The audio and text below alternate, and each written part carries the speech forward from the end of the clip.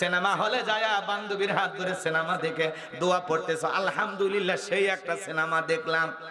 Cinema দেখে আলহামদুলিল্লাহ বলো, সিনেমা দেখে চোখের পানি ছেড়ে দিয়ে কাঁদো। তোমার চাইতে কপাল ভরা আল্লাহর জমিনে আর কেউ হতে পারে না। কথা বলেন ঠিক কি না? আমার ভাইরা কষ্ট হচ্ছে আপনাদের, বিরক্ত হইতেছেন আমার কথায়, হতে পারেন, আমার কোনো আপত্তি নাই। বাজান গো, আমার সংক্ষিপ্ত কথা আপনাদের উদ্দেশ্যে বলে দিয়ে যায়। তাহলে দিনের আলোতে রাতের আধারে গোপনে প্রকাশে যা যা করতেছি সব খবর জানেন তিনি কে? বাংলাদেশের ঐতিহ্যবাহী নওগাঁ জেলার সাপাহার থানার অন্তর্গত, পত্নীতলা থানার অন্তর্গত হাটশাউলি কানুপাড়া ইসলামিয়া দাখিল মাদ্রাসা এর উদ্যোগে আজকের এই ঐতিহাসিক তাফসীরুল কোরআন মাহফিলের সম্মানিত সুযোগ্য অনারেবল প্রেসিডেন্ট জনাব আলহাজ মোহাম্মদ ইজাবুল হক, আল্লাহ পাক তার গোলামকে হায়াতে তৈয়বা সিয়াতে কুলিয়া দান করুন। সকলে বলুন আমিন। আজকের প্রোগ্রামের প্রধান অতিথি বিশিষ্ট রাজনীতিবিদ জননেতা জনাব মোহাম্মদ মুজিবুর রহমান সাহেব, আল্লাহ পাক তার গোলামকে হায়াতে তৈয়বা সিয়াতে কুলিয়া দান করুন। সকলে বলুন আমিন। আজকের প্রোগ্রামের বিশেষ অতিথিবৃন্দ, আমন্ত্রিত অতিথিবৃন্দ, আলোচনা রেখে ধন্য করেছেন হযরত মাওলানা মোহাম্মদ আলমগীর কবির, কথা বলেছেন মাওলানা মোহাম্মদ আনিসুর রহমান আশিকি। সকল আলোচকের আলোচনা আল্লাহ পাক দ্বীনের জন্য, ইসলামের জন্য, কোরআনের খেদমতের জন্য কবুল করুন। সকলে বলুন আমিন। মঞ্চে উপস্থিত সম্মানিত ওলামায়ে কেরাম, সামনে বসা পিতৃ সমতুল্য মুরব্বী বাবাজিরা, কলিজার টুকরা প্রাণপ্রিয় যুবক ভাইরা, ছোট ছোট সোনামানিকেরা, পর্দার আড়ালের সম্মানিত অবলা সরলা আবেদা সালেহা মা ও বোনেরা, প্রশাসনের সম্মানিত পুলিশের ভাইয়েরা, টিভির ভাইয়েরা, জাতির বিবেক প্রিয় সাংবাদিক বন্ধুগণ, বিভিন্ন রাজনৈতিক দলের সম্মানিত নেতা কর্মী ভাইয়েরা, সবাইকে আরেকটি বার সালাম দিচ্ছি। আশা করছি সকলেই সালামের জবাব জোরে সোরে দেবেন। আসসালামু আলাইকুম ওয়া রাহমাতুল্লাহি ওয়া বারাকাতুহু। আমরা শুকরিয়া আদায় করতেছি সেই মহান মনিবের দরবারে, যে আল্লাহ পাক সুবহানাহু ওয়া তাআলা অত্যন্ত দয়া করে, করুণা করে, মায়া করে, মহব্বত করে, ভালোবেসে, পছন্দ করে অত্র এলাকা থেকে গণে গণে গুণান্বিত করে, যাচাই বাছাই করে শুধুমাত্র কেবলমাত্র কোরআনুল কারীমের মহব্বতে আজকের মাহফিলে আসার বসার সুযোগ দান করেছেন। সে মহান রবের দরবারে সিজদাবনত চিত্তে কালিমাত শুকর আদায় করে পড়ছি আলহামদুলিল্লাহ। বিশ্ব নবীজির প্রতি দরুদ ও সালাম, হৃদয় নিংড়ানো ভালোবাসা নিয়ে সবটুকু আবেগ উজাড় করে জবান ছেড়ে সবাই পড়ুন সাল্লাল্লাহু আলাইহি ওয়াসাল্লাম। সম্মানিত ভাইরা, আজকের প্রোগ্রামে আসতে পেরে, বসতে পেরে আপনারা খুশি না বেজার? কারা কারা বেজার দুই হাত তুলে দেখান। আলহামদুলিল্লাহ। নওগাঁ জেলার মানুষ অনেক চালাক, শ্রোতা যদি চালাক হয় ওয়াজ করে শান্তি পাওয়া যায়, কইতে কলিকাতা বুঝে নাই।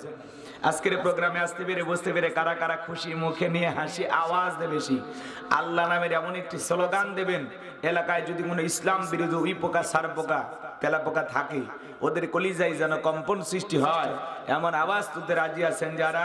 বীর মুসলমানের মতো দুটি হাত টান টান করে তুলে দেখান তো তারা। লিল্লাহে তাকবীর, লিল্লাহে তাকবীর। আল কোরআনের আলো, আল হাদিসের আলো, দুনিয়ার মুসলিম। আমার নেতা তোমার নেতা, আমার নেতা তোমার নেতা। লিল্লাহে তাকবীর। আল কোরআনের আলো, আল হাদিসের আলো, দুর্নীতির আলো। হাত নামান। অনেকে চোখে তালে বলেই ফেলেছেন দুর্নীতির আলো ঘরে ঘরে জ্বালে। বাংলাদেশে দুর্নীতি দমন কমিশন আছে না নাই? এরপরে দুর্নীতি কমেছে নাকি ডিজিটাল কায়দায় বেরিয়ে চলেছে? দিন যত গড়াচ্ছে দুর্নীতির পাল্লা তত ভারী হচ্ছে। কথা বলেন ঠিক কি না? আমরা চাই আমাদের প্রিয় মাতৃভূমি বাংলাদেশ দুর্নীতি মুক্ত আল্লাহ কবুল করুন, চিল্লা বলুন আমিন। আমরা চাই আমাদের বাংলাদেশ মাদক মুক্ত আল্লাহ কবুল করুন, চিল্লা বলুন আমিন। আমরা চাই আমাদের বাংলাদেশ যৌতুক মুক্ত আল্লাহ কবুল করুন, চিল্লা বলুন আমিন। আমরা চাই আমাদের বাংলাদেশ নাস্তিক মুক্ত আল্লাহ কবুল করুন, চিল্লা বলুন আমিন। সম্মানিত ভাইরা আমার, ভূমিকায় লম্বা কথা নয়, সরাসরি মূল আলোচনায় প্রবেশ করতে চাই। তারপরে দুই একটি কথা না বললেই নয়। আমরা যত জায়গায় কোরআনের কথা বলতে যাই বলে হুজুর বুঝে শুনে আলোচনা করবেন, ভুলে যাবেন না এলাকা কার। ওদের কথার সাইজ শুনে মনে হয় এলাকা ওদের বাবার। কিছু জায়গায় ওয়াজ করতে গেলে বলে হুজুর ওয়াজ যা করবেন করবেন, খবরদার রাজনীতির কোনো আলোচনা করবেন না। আছে না নাই? আপনারাই বলেন তোমার বাড়ি কোন জেলা? গাইবান্ধা। গরিব এলাকায় বাড়ি দেখে আমার জেলার নামটা নিতেও আপনাদের কষ্ট হচ্ছে। একটু জোরে বলেন আমার বাড়ি কোথায়? আমি আসছি কোন জেলায়? নওগাঁয়। বিশ্বাস করেন আমি গাইবান্ধা থেকে নওগাঁ এসেছি শুধুমাত্র কোরআনের কথা বলার আশায়, এছাড়া আমার আর অন্য কোনো উদ্দেশ্য নাই। আর গাইবান্ধা থেকে নওগাঁ এসে রাজনীতি করে আমার কোনো লাভ আছে? আগামী নির্বাচনে এলাকার মহিলা মেম্বার পদে দাঁড়ানোর কোনো চান্স আছে? তাহলে আমি কেন এখানে রাজনীতি করব? যদি করাই লাগে নিজের জেলা গাইবান্ধাই করবো। কথা বলেন ঠিক কিনা? এই জন্য আপনারা টেনশন মুক্ত থাকবেন। আমি আপনাদের কথার সাথে একমত। আমি বাংলাদেশের রাজনীতি কোনো দলের বক্তা না, আমি রাজনীতিক কোনো বক্তব্য দেব না। I will not any political word because I am not a leader of any political party. কারণ এখানে সব দলের লোক আছে, আছে না নাই? এখানে বসে আছেন আওয়ামী লীগ, বিএনপি, জাতীয়বাদী জামাত ইসলাম, জাসদ, বাসদ, চরমনে, আশিদ, দানবিগি, ফরপুরা, হাটাজার ওলামানি জামাত, তাবলিগ, পাবলিক, ওলামা লীগ, গণতন্ত্র, গণফোরাম, সুসমাজ, বিকল্পতারা, এলজিবি, বিডিএম, নাগরিক শক্তি, বিপিএল সোসাইটি, 4 দল, 14 দল, 8 দল, 19 দল, 20 দল, ইসলাম বিএনপি, বাংলাদেশ কংগ্রেস পর্যন্তই থাক। আবার ভিপি নুরের আছে গণ অধিকার পরিষদ, তৈমুর চাচা খুলেছিল তৃণমূল বিএনপি, চাচা মনে করেছিল এক চান্সে দেশের প্রধানমন্ত্রী হয়ে যাবে, পরে চাচার হাতে মূলে ধরায় দিয়েছে। এত দলীয় লোক যেখানে, আমি কি বোকা দলীয় আলোচনা করব? এই দিক থেকে যদি একটা দলের লোক গুতা মারে, ওই দিক থেকে আরেকটা দলের লোক থানায় টেলিফোন করে, আমি হুজুরের অবস্থা ভালো না খারাপ? অতএব আজকের মাহফিলে বাংলাদেশের রাজনীতি নিয়ে কোন আলোচনা করা হবে? বলেন বাংলাদেশের রাজনীতি নিয়ে কোন আলোচনা করা হবে না। তবে হ্যাঁ, আমি যদি কোনো রাজনৈতিক বক্তব্য দেই, এই পৃথিবীর শ্রেষ্ঠ রাজনীতিবিদ, শ্রেষ্ঠ রাষ্ট্রনায়ক, শ্রেষ্ঠ রাষ্ট্রপতি, শ্রেষ্ঠ সেনাপতি, শ্রেষ্ঠ বৈজ্ঞানিক, শ্রেষ্ঠ দার্শনিক, শ্রেষ্ঠ বাবা, শ্রেষ্ঠ নানা, শ্রেষ্ঠ আদর্শ, শ্রেষ্ঠ মহামানব রহমাতুল আলামিনের মদিনার আদর্শের রাজনীতির কথা বলবো। আমি যদি কোনো রাজনৈতিক বক্তব্য দেই, খলিফাতুল মুসলিমিন, আমিরুল মুমিনিন হযরত ওমর ফারুকের আদর্শের রাজনীতির কথা বলবো। যে ওমর ফারুক আল্লাহর জমিনে আল্লাহর আইনকে প্রতিষ্ঠিত করতে গিয়ে নিজের কলিজার টুকরা ছেলেকে পর্যন্ত ছাড় দেয় নাই। কথা বলেন ঠিক কিনা? সেই মদিনাওয়ালার আদর্শের রাজনীতির কথা শোনার পর আপনার যেন আবার চুলকে নিয়ে আরম্ভ না হয়। কারণ কোরআন হাদিসের হক কথা সবার পেটে হজম হয়। আপনারাই বলেন তো, সুদ করে সামনে যদি সুদের বিষয়ে আলোচনা করা হয়, ও কি নওগাঁর সাপাহার থেকে মিষ্টি নিয়ে এসে বলবে হুজুর হ্যাঁ করেন একটু মিষ্টি খান, নাকি বলবে এই হুজুরে এসে সুদের ওয়াজ কইরা আমার সুদের ব্যবসায় লাল বাতি জ্বালাইছে? কথা বলে ঠিক কি না? যারা ঘুষ খায়, দুর্নীতি করে, হারাম খায়, ভুড়ি বানাইছে, 26 মাসের গর্ভবতী, ওদের সামনে ঘুষের আলোচনা করলে খুশি না বেজা? যারা বেনামাজি, নামাজ পড়ে আসার খাইয়ে পইরে আল্লাহ সিজদা নেয় না, ওদের সামনে নামাজের ওয়াজ করলে খুশি না বেজা? যে সমস্ত মা বোনেরা বোরকা পরে না, পর্দা করে না, বুকে ওড়না পর্যন্ত নেয় না, জিন্সের প্যান্ট গেঞ্জি পরে রাস্তা দিয়ে হাইটে যায়, পিছন দিক দিয়ে তাকালে মানে দুটো সুপারি গাছ দাঁড়িয়ে আছে, এরকম বেহায়া বেপরদা নারীর সামনে পর্দার আলোচনা করলে খুশি না বেজার? এক কথায় ওয়াজ যদি কারো বিপক্ষে চলে যায়, কিয়ামত পর্যন্ত সে বক্তার উপরে খুশি হবে না। কথা বলেন ঠিক কিনা? এজন্য পরিষ্কার ভাবে একটি কথা বলে দিতে চাই, আজকের আলোচনা সভাপতি স্যারের মতো হবে না, প্রধান অতিথির মতো হবে না, মাহফিল কমিটির মতো হবে না, বক্তার মতো হবে না, শ্রোতাদের মতো হবে না। আল্লাহর কোরআন যা বলবে গোলাম রব্বানি তাই বলবে, এতে কে খুশি কে বেজার ওইটা দেখার টাইম নাই। কথা বলে ঠিক কিনা? যুগে যুগে নবী রাসূলের দাওয়াতি কাজ করেছেন, তাদের দাওয়াতি কাজেও কাফের বেঈমানরা বাধার প্রাচীর তৈরি করে দিয়েছিলেন। এরপরে আল্লাহর পয়গম্বরেরা শত বাধার প্রাচীরকে ভেঙে আল্লাহর জমিনে আল্লাহর পথে মানুষকে দাওয়াত দিয়েছেন। কথা বলেন ঠিক কিনা? আপনার আমার প্রিয় নবী কালিমার দাওয়াতের দিকে কর্ণের প্রসার করতে গিয়ে মার গেছেন, রক্ত জড়িয়েছেন, দান্দার মোবারক শহীদ হয়ে গেছেন, লোহার টুপি মাথার ভিতর ঢুকে গেছেন, সাহাবায়ে کرام দ্বীনকে প্রতিষ্ঠিত করতে গিয়ে মার গেছেন, রক্ত জড়িয়েছেন, জীবন দিয়েছেন। ও বাংলার মুসলমান, 1971 সালে এদেশের মাটির জন্য, এদেশের স্বাধীনতার জন্য আপনার আমার পূর্বপুরুষেরা যদি রক্ত দিতে পারেন, জীবন দিতে পারেন, প্রয়োজন যদি হয় আল্লাহর জমিনে আল্লাহর দ্বীনকে প্রতিষ্ঠিত করতে গিয়ে, কোরআনের সমাজ কায়েম করতে গিয়ে নবীদের মতো, সাহাবায়ে کرامদের মতো বুকের তাজা রক্ত দিতে হয়, কারা কারা দিতে রাজি? দুই হাত তুলে আল্লাহকে দেখান। 31 নম্বর সূরা, সূরাটির নাম হলো লোকমান। জোরে বলেন কি নাম? লোকমান। লোকমান একজন ব্যক্তির নাম, কোন নবী ছিলেন না, রাসূল ছিলেন না, ছিলেন একজন সাধারণ মানুষ। কিন্তু এই সাধারণ মানুষের অসাধারণ কথা, মানে তার জীবনের যে বক্তব্যগুলো, যে কথাগুলো জবান দিয়ে বের করেছেন, এই কথাগুলো এত দামি, এত দামি, যে একজন জমিনের বান্দার কথা আসমানের মালিক আল্লাহ পছন্দ করে তার কথাগুলোকে কোট করে কোরআনুল কারীমের ভিতরে তার নামে একটি সূরা দিয়েছেন, বলেন সুবহানাল্লাহ। তাহলে বলেন তো কথাগুলো কম দামি না বেশি দামি, প্রয়োজনীয় না অপ্রয়োজনীয়? কেন দিলেন আল্লাহ তাআলা? লোকমান একজন জ্ঞানী ব্যক্তি ছিলেন,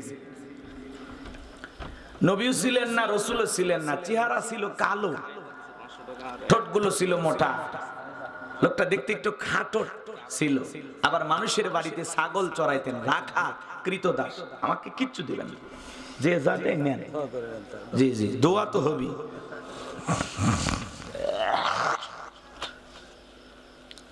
একটু মেহেরবানি করে এদিকে শোনেন। লোকমানে হাকিম কোন নবী ছিলেন না, রাসূল ছিলেন না, ছিলেন একজন জ্ঞানী ব্যক্তি। চেহারা ছিল কালো, তার জবানের কথাগুলো আল্লাহর কাছে এতটাই পছন্দ হলো, আল্লাহ রাব্বুল আলামিন তার কথাগুলোকে কবুল করে কোরআনুল কারীমের ভিতরে তার নামে একটি সূরা নাজিল করলো, বলুন আল্লাহু আকবার। আমি আপনাদেরকে প্রশ্ন করি, আপনারা কি আদর্শ বাবা হতে চান? সন্তানদেরকে আদর্শ মানুষ হিসেবে গড়ে তুলতে চান? বলেন বলেন, চান? আপনার সন্তানকে যদি আদর্শ মানুষ হিসেবে গড়ে তুলতে চান, আদর্শ পিতা হবেন কিভাবে, আদর্শ সন্তান গড়ে তুলবেন কিভাবে? লোকমানে হাকিমের জীবন থেকে আপনাকে আমাকে সেই উপদেশগুলো শোনা লাগবে, বলেন আল্লাহু আকবার। আপনার সন্তানকে মানুষের মতো মানুষ বানাবেন কিভাবে? লোকমানে হাকিম বাবা হিসাবে কেমন ছিল, আপনি আমি বাবা হিসাবে কেমন, একটু আলোচনা জানার দরকার আছে না নাই? ছাগলের পেট থেকে জন্ম নিলেই ওটা ছাগলের বাচ্চা, গরুর পেট থেকে জন্ম নিলেই ওটা গরুর বাচ্চা, মানুষের পেট থেকে জন্ম নিলেই ওটা মানুষের বাচ্চা হয় না, ওকে মানুষের মতো মানুষ বানাইতে হয়। মাদ্রাসায় নিয়ে যা কি বলে, হুজুর আমার ছেলেটাকে মানুষ বানাবে। স্কুলে নিয়ে যা কি বলে, হুজুর আমার সন্তানটাকে মানুষ বানাবে। তার মানে কি, দেখতে মানুষের মতো হলেও এখনো প্রকৃত মানুষ হয় নাই। কোরআন সুন্নাহর শিক্ষা দিয়া, সমাজের সুন্দর শিক্ষা দিয়া তাকে মানুষ হিসেবে গড়ে তুলতে হবে। কথা বলেন ঠিক কিনা? কথা কি বোঝা যায়? আপনার সন্তানকে আদর্শ মানুষ হিসেবে কিভাবে গড়ে তুলবেন, সন্তানকে কিভাবে মানুষের মতো মানুষ বানাবেন, আর আপনি আদর্শ বাবা হয়ে কিভাবে ভূমিকা পালন করবেন, আপনার এই পারিবারিক শিক্ষার উপরে এই সুন্দর একটা বিষয় আলোচনা হওয়া দরকার আছে না নাই? জোরে বলেন, দরকার আছে না নাই? তো এই বিষয়টা নিয়ে আলোচনা হবে ইনশাআল্লাহ। মেহেরবানি করে যারা ওয়াদা দিয়েছেন 12টা পর্যন্ত কোনো ওঠা বসা করবেন না, কিছু মেসেজ নিয়ে যান, ইনশাআল্লাহ কাজে লাগবে। আল্লাহ কবুল করেন, জোরে বলেন আমিন। কোনো ভূমিকা নাই, এবার জবান ছেড়ে সবাই আমার সাথে তেলাওয়াত করবেন। সূরার নাম কি বললাম? লোকমান। একটু জোরে বলেন, কি নাম? আরো জোরে উঠেই যাবে। আপনাদের উত্তর পাড়ার লোকমান না, এটা সেই লোকমানে হাকিম, তার কথা বলতেছি। মোট আয়াত আছে 34টি, রুকু আছে 4টি। বিশ্বনবীর মক্কার জিন্দেগিতে এই সূরাটি নাজিল হয়েছে। একটু জবান ছেড়ে সবাই আমার সাথে তেলাওয়াত করুন। আউযু বিল্লাহি মিনাশ শাইতানির রাজীম। বিসমিল্লাহির রাহমানির রহিম। বিতাড়িত মুরদাদ শয়তানের কাছ থেকে আল্লাহ পাকের কাছে আশ্রয় প্রার্থনা চাচ্ছি। পরম করুণাময় অসীম দয়ালু আল্লাহ তাআলার নামে শুরু করছি। সূরার নাম কি বললাম? লোকমান। আল্লাহ রাব্বুল আলামিন বলেন, وَلَقَدْ آتَيْنَا لُقْمَانَ الْحِكْمَةَ أَنِ اشْكُرْ لِلَّهِ وَمَنْ يَشْكُرْ فَإِنَّمَا يَشْكُرُ لِنَفْسِهِ وَمَنْ كَفَرَ فَإِنَّ اللَّهَ غَنِيٌّ حَمِيدٌ।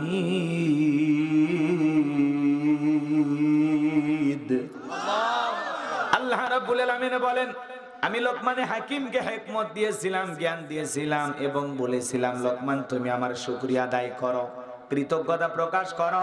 লোকমানে হাকিম ইলমার জ্ঞান পাওয়ার পরে প্রশংসা আদায় করেছিলেন কার? আরেকটু জোরে বলেন, কার? লোকমানে হাকিম আল্লাহ তাআলার কৃতজ্ঞতা প্রশংসা আদায় করার পরে লোকমানে হাকিমের সম্মান মর্যাদা কমেছে না বেড়েছে? এই জন্য আল্লাহ রাব্বুল আলামিন বলেন, লোকমানে হাকিমকে হিকমত দিয়েছিলাম, জ্ঞান দিয়েছিলাম এবং বলেছিলাম লোকমান তুমি আমার শুকরিয়া আদায় করো, কৃতজ্ঞতা প্রকাশ করো। করে না, তাদের জেনে রাখা উচিত আমি আল্লাহ অমুখাপেক্ষী, আমি আল্লাহ নিজেই প্রশংসিত। বলুন সুবহানাল্লাহ। প্রশংসা আদায় করলে বান্দার লাভ, আমার আল্লাহর কোনো লাভ নাই। প্রশংসা আদায় না করলে বান্দার লস, আমার আল্লাহর কোনো লস নাই। তামাম পৃথিবীর মানুষগুলো যদি একত্রিত হয়ে আল্লাহকে আল্লাহ বলে ডাক দেয়, আমার আল্লাহর সম্মান মর্যাদা বাড়ে না। তামাম পৃথিবীর মানুষগুলো যদি একত্রিত হয়ে আমার আল্লাহকে আল্লাহ বলে না ডাক দেয়, আমার আল্লাহর সম্মান মর্যাদা কমে না। আপনি ডাকলেও আমার আল্লাহ আল্লাহ, না ডাকলেও আমার আল্লাহ আল্লাহ। 5 বছর পরে ভোট দেয়া নির্বাচন করে আল্লাহ হয় না, কথা বলেন ঠিক কিনা? মানে আপনি ডাকলে আপনার লাভ, আমার আল্লাহর কোনো লাভ নেই, আর না ডাকলে আপনার লস, আমার আল্লাহর কোনো লস নাই। তাহলে প্রশংসা আদায় করতে হবে কার? আর একটু জোরে বলেন কার? আল্লাহ রাব্বুল আলামিন বলেন লা ইন শাকারতুম লা আযীদান্নাকুম ওয়া লা ইন কাফারতুম ইন্না আযাবি লাশাদীদ।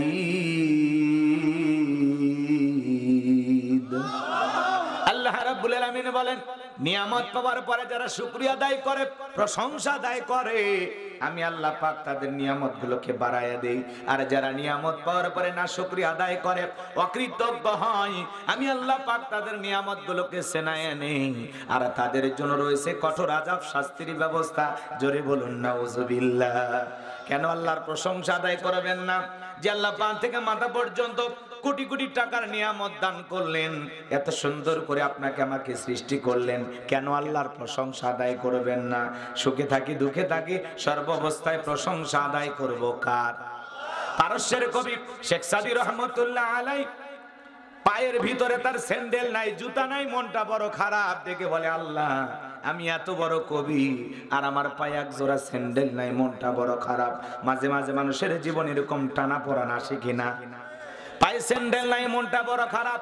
পথ চলতে চলতে তাকায় দেখে আল্লাহর একজন বান্দা জমিনের উপরে বসে আছে, যার 2টা পা নাই। পারস্যের কবি শেখ সাদী রহমতুল্লাহ আলাইহি সিজদায় পড়ে কেঁদে কেঁদে বলেন আল্লাহ আমার পায়ে জুতা না, আমি মন খারাপ করেছি। এই দুনিয়ার জমিনে তোমার এমনও বান্দা আছে যার 2টা পা নাই। আল্লাহ আমি বড় ভুল করেছি, আপনি আমাকে মাফ করে দেন। আমার ভাইয়ের এই দুনিয়ার জমিনে কত মানুষের পা নাই, হাত নাই, মুখ আছে কথা বলতে পারে না, বাবা আমরা বলি, চোখ আছে দেখতে পারে না, অন্ধ বলি। আমি একবার কুড়িগ্রাম জেলায় ওয়াজ করতে গেছিলাম, আমার সাথে একজন অন্ধ হাফেজ সাহেব বক্তা ছিল। আলোচনা শেষে আমরা যখন এক জায়গায় খাইতে বসলাম, খাওয়া দাওয়া করতে অবস্থায় হঠাৎ করে বিদ্যুৎ চলে গেল। আমি তখন ডেকে বললাম ভাই তাড়াতাড়ি আলোর ব্যবস্থা করেন, প্লেটের ভিতরে অনেক খাবার আছে, সমস্যা হতে পারে, তাড়াতাড়ি করে বিদ্যুতের ব্যবস্থা করেন, আলোর ব্যবস্থা করেন। অন্ধ হাফেজ সাহেব আমাকে ডেকে বলে হুজুর 52 বছর ধরে আমার চোখে কোনো আলো নাই।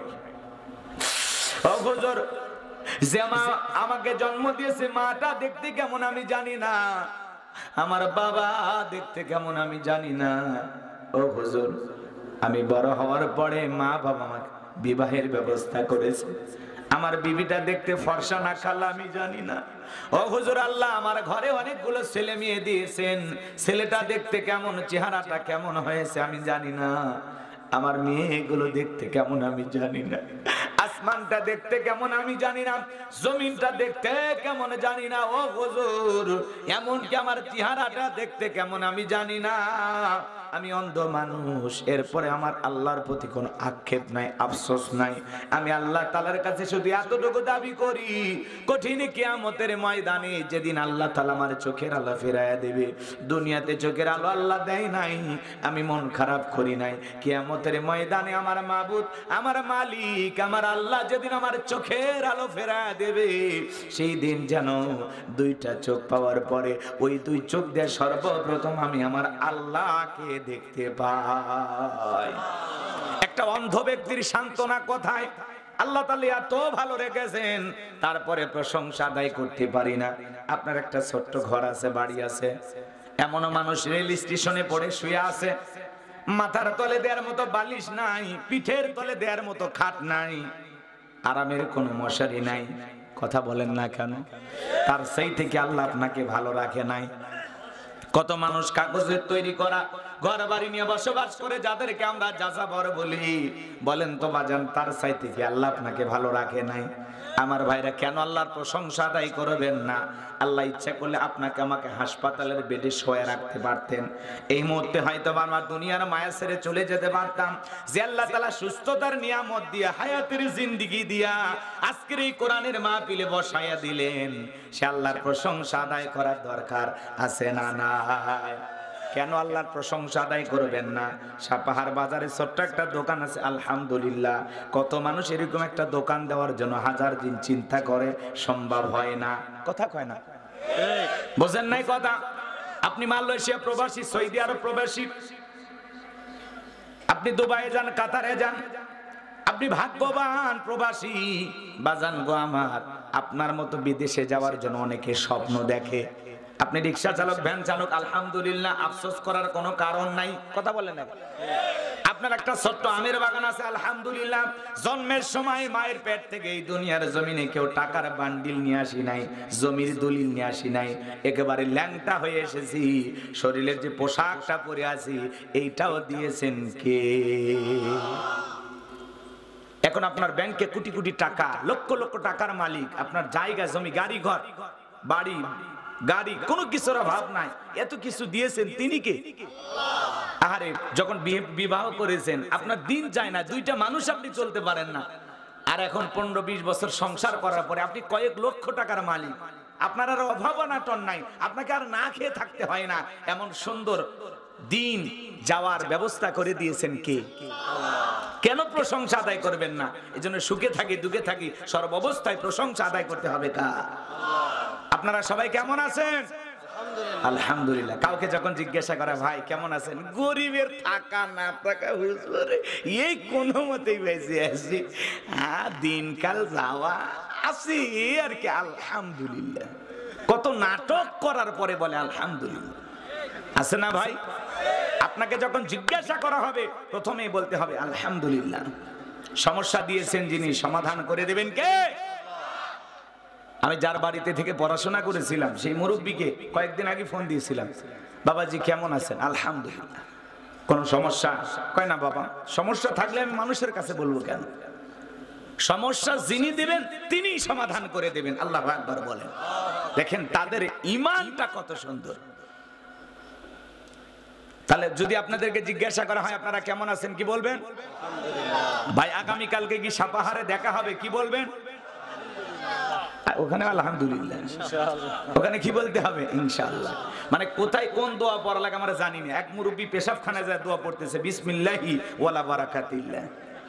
তখন বলতেছে মুরব্বী এটা তো খানা খাওয়ার দোয়া। কয় বাবা কোন দোয়া কোন জায়গায় পড়া লাগে আমার মাথা কাজ করে না। কথা কয় না কে? এক মুরব্বী সারাটা জীবন নামাজ পড়ে দোয়া করে, রব্বি হাবলি মিনাস সালিহিন, রব্বি হাবলি মিনাস সালিহিন। এক যুবক বলে এই মুরব্বী দোয়ার মধ্যে ফাইসে ডাকে, হাত তুললেই খালি কয় রব্বি হাবলি মিনাস সালিহিন। এক আলেমের কাছে যে অর্থ জেনেছে, হুজুর এর অর্থটা কি? আমাদের মসজিদের হুজুর এই দোয়া ছাড়া আর কিছু বলে না। এর মানে হচ্ছে আল্লাহ আমাকে একটা নেককার সন্তান দাও। এইবারে সে বলে মুরব্বী চাচা প্রতিদিন আপনি মোনাজাতে কি বলেন? বলে রব্বি হাবলি মিনাস সালিহিন। ডেকে বলে এই দোয়ার মানে কি আপনি জানেন? বলে না জানি না। আপনি প্রতিদিন দোয়া করেন কেন? বাবা এই দোয়ার মানে কি? বলে এই দোয়ার মানে হলো আল্লাহ আমাকে একটা নেককার সন্তান দাও। বলতেছে বাবা এই দোয়ার মানে এই, এটা যদি আগে জানতাম 11 বছর আগে দোয়া করা বন্ধ করে দিতাম। কথা কয় না কে? এই হলো আমাদের দোয়ার অবস্থা। জোহরের নামাজ পড়ে একজন ইমাম, এই গ্রামের একজন ব্যক্তি মনে করেন গরু কেনার জন্য আপনাদের এলাকায় হাটের নাম বলেন কি হাট? সাপাহারে গরু বেচা কিনা হয়তো। তো মসজিদের ইমাম বলতেছে এই গ্রামে আবুল কালাম আজাদ ভাই কই যাচ্ছেন? বলে সাপাহারে। কেন? কই গরু কিনতে। বলতেছে ভাই তাহলে বলেন ইনশাআল্লাহ গরু কিনতে যাইতেছে। কই হুজুর সব জায়গাতে আপনারা পেঁচ লাগান, হাতে আছে গরু পকেটে আছে টাকা, তো ইনশাআল্লাহ বলা লাগবে কেন? হুজুর তো মন খারাপ করছে। বেচারা এইবার সাপাহারে চলে গেছে, গরু একটা চয়েস হয়ে গেছে। এইবার টাকা গনে যখন দেবে, পকেটে হাত দেয় যখন, পকেট লম্বা হতে থাকে তখন। পকেটে হাত দেয় খালি লম্বা হয়, লক্ষণ ভালো না খারাপ? সময় মতো পকেট মারে বিলেট দিয়ে এমন কায়দায় কেটেছে টেরো ভাই নাই। এইবার আসরের নামাজের পরে আবার ইমাম সাহেবের সাথে দেখা, বলে ভাই গরু কোথায়? কয় ইনশাআল্লাহ টাকা চুরি হয়ে গেছে, ইনশাআল্লাহ গরু কিনা হয় নাই, ইনশাআল্লাহ বাড়ির দিকে যাচ্ছে। সে ইনশাআল্লাহ বললই চালান পাতি হারানোর পরে কথা বলে ঠিক কিনা? আমাদের অবস্থা তাই, প্রশংসা মুখ দিয়ে আসে না, আল্লাহর নাম জবান দিয়ে আসে না। এতটা কপাল পরা হতভাগা আমরা, কথা বলেন ঠিক কিনা? তাহলে সুখে থাকি দুঃখে থাকি, যে অবস্থায় যে হালতে আল্লাহ রেখেছেন। ভাই প্রত্যেক বছর আম পান 20 মণ, এইবার 18 মণ পাইছেন, আলহামদুলিল্লাহ। বলে হুজুর আল্লাহর গজব আসছে হুজুর, এবারে একেবারে পরে শেষ আম নষ্ট হয়ে মানে এত নাটক কাহিনী করে, একবার আল্লাহর জবান দিয়া শুকরিয়াটা আসেই না। প্রত্যেক বছর 25 মণ ধান পাই, কোন কারণে যদি ঝড় তুফানে বৈশাখের ঝড় আসবে না। আপনারা বৈশাখের উৎসব পালন করতেছেন পান্তা ইলিশ খাইয়া। একদিন বাঙালি ছিলাম হে, হ্যাঁ, একদিন লুঙ্গি পরে গামছা নিয়া আর ওই কুলেওয়ালা গিটারওয়ালা গেঞ্জি শাড়ি পইরা রাস্তাঘাটে ঘোরাফেরা করবেন। আর আলপনা, এই যে কিশোরগঞ্জে আহারে কয়েক কিলোমিটার আলপনা এঁকেছে, বলেন তো লাভ আছে? কত সব পাওয়া যাবে? এমনি তো বৈশাখ মাসে ঝড় তুফান বেশি হয়। আপনি আল্লাহর কাছে দোয়া করবেন, আল্লাহ এই বৈশাখের সমস্ত ঝড় তুফান থেকে বাংলাদেশকে হেফাজত করো। আল্লাহ ঝড় দিও না, তুফান দিও না। কথা বলেন না কেন? আল্লাহর কাছে দোয়া করা লাগবে, ঝড় তুফানের হাত থেকে যেন আল্লাহ বাংলাদেশের ক্ষেত খামার ফসল বাড়ি ঘর আমাদেরকে যেন আল্লাহ হেফাজত করে।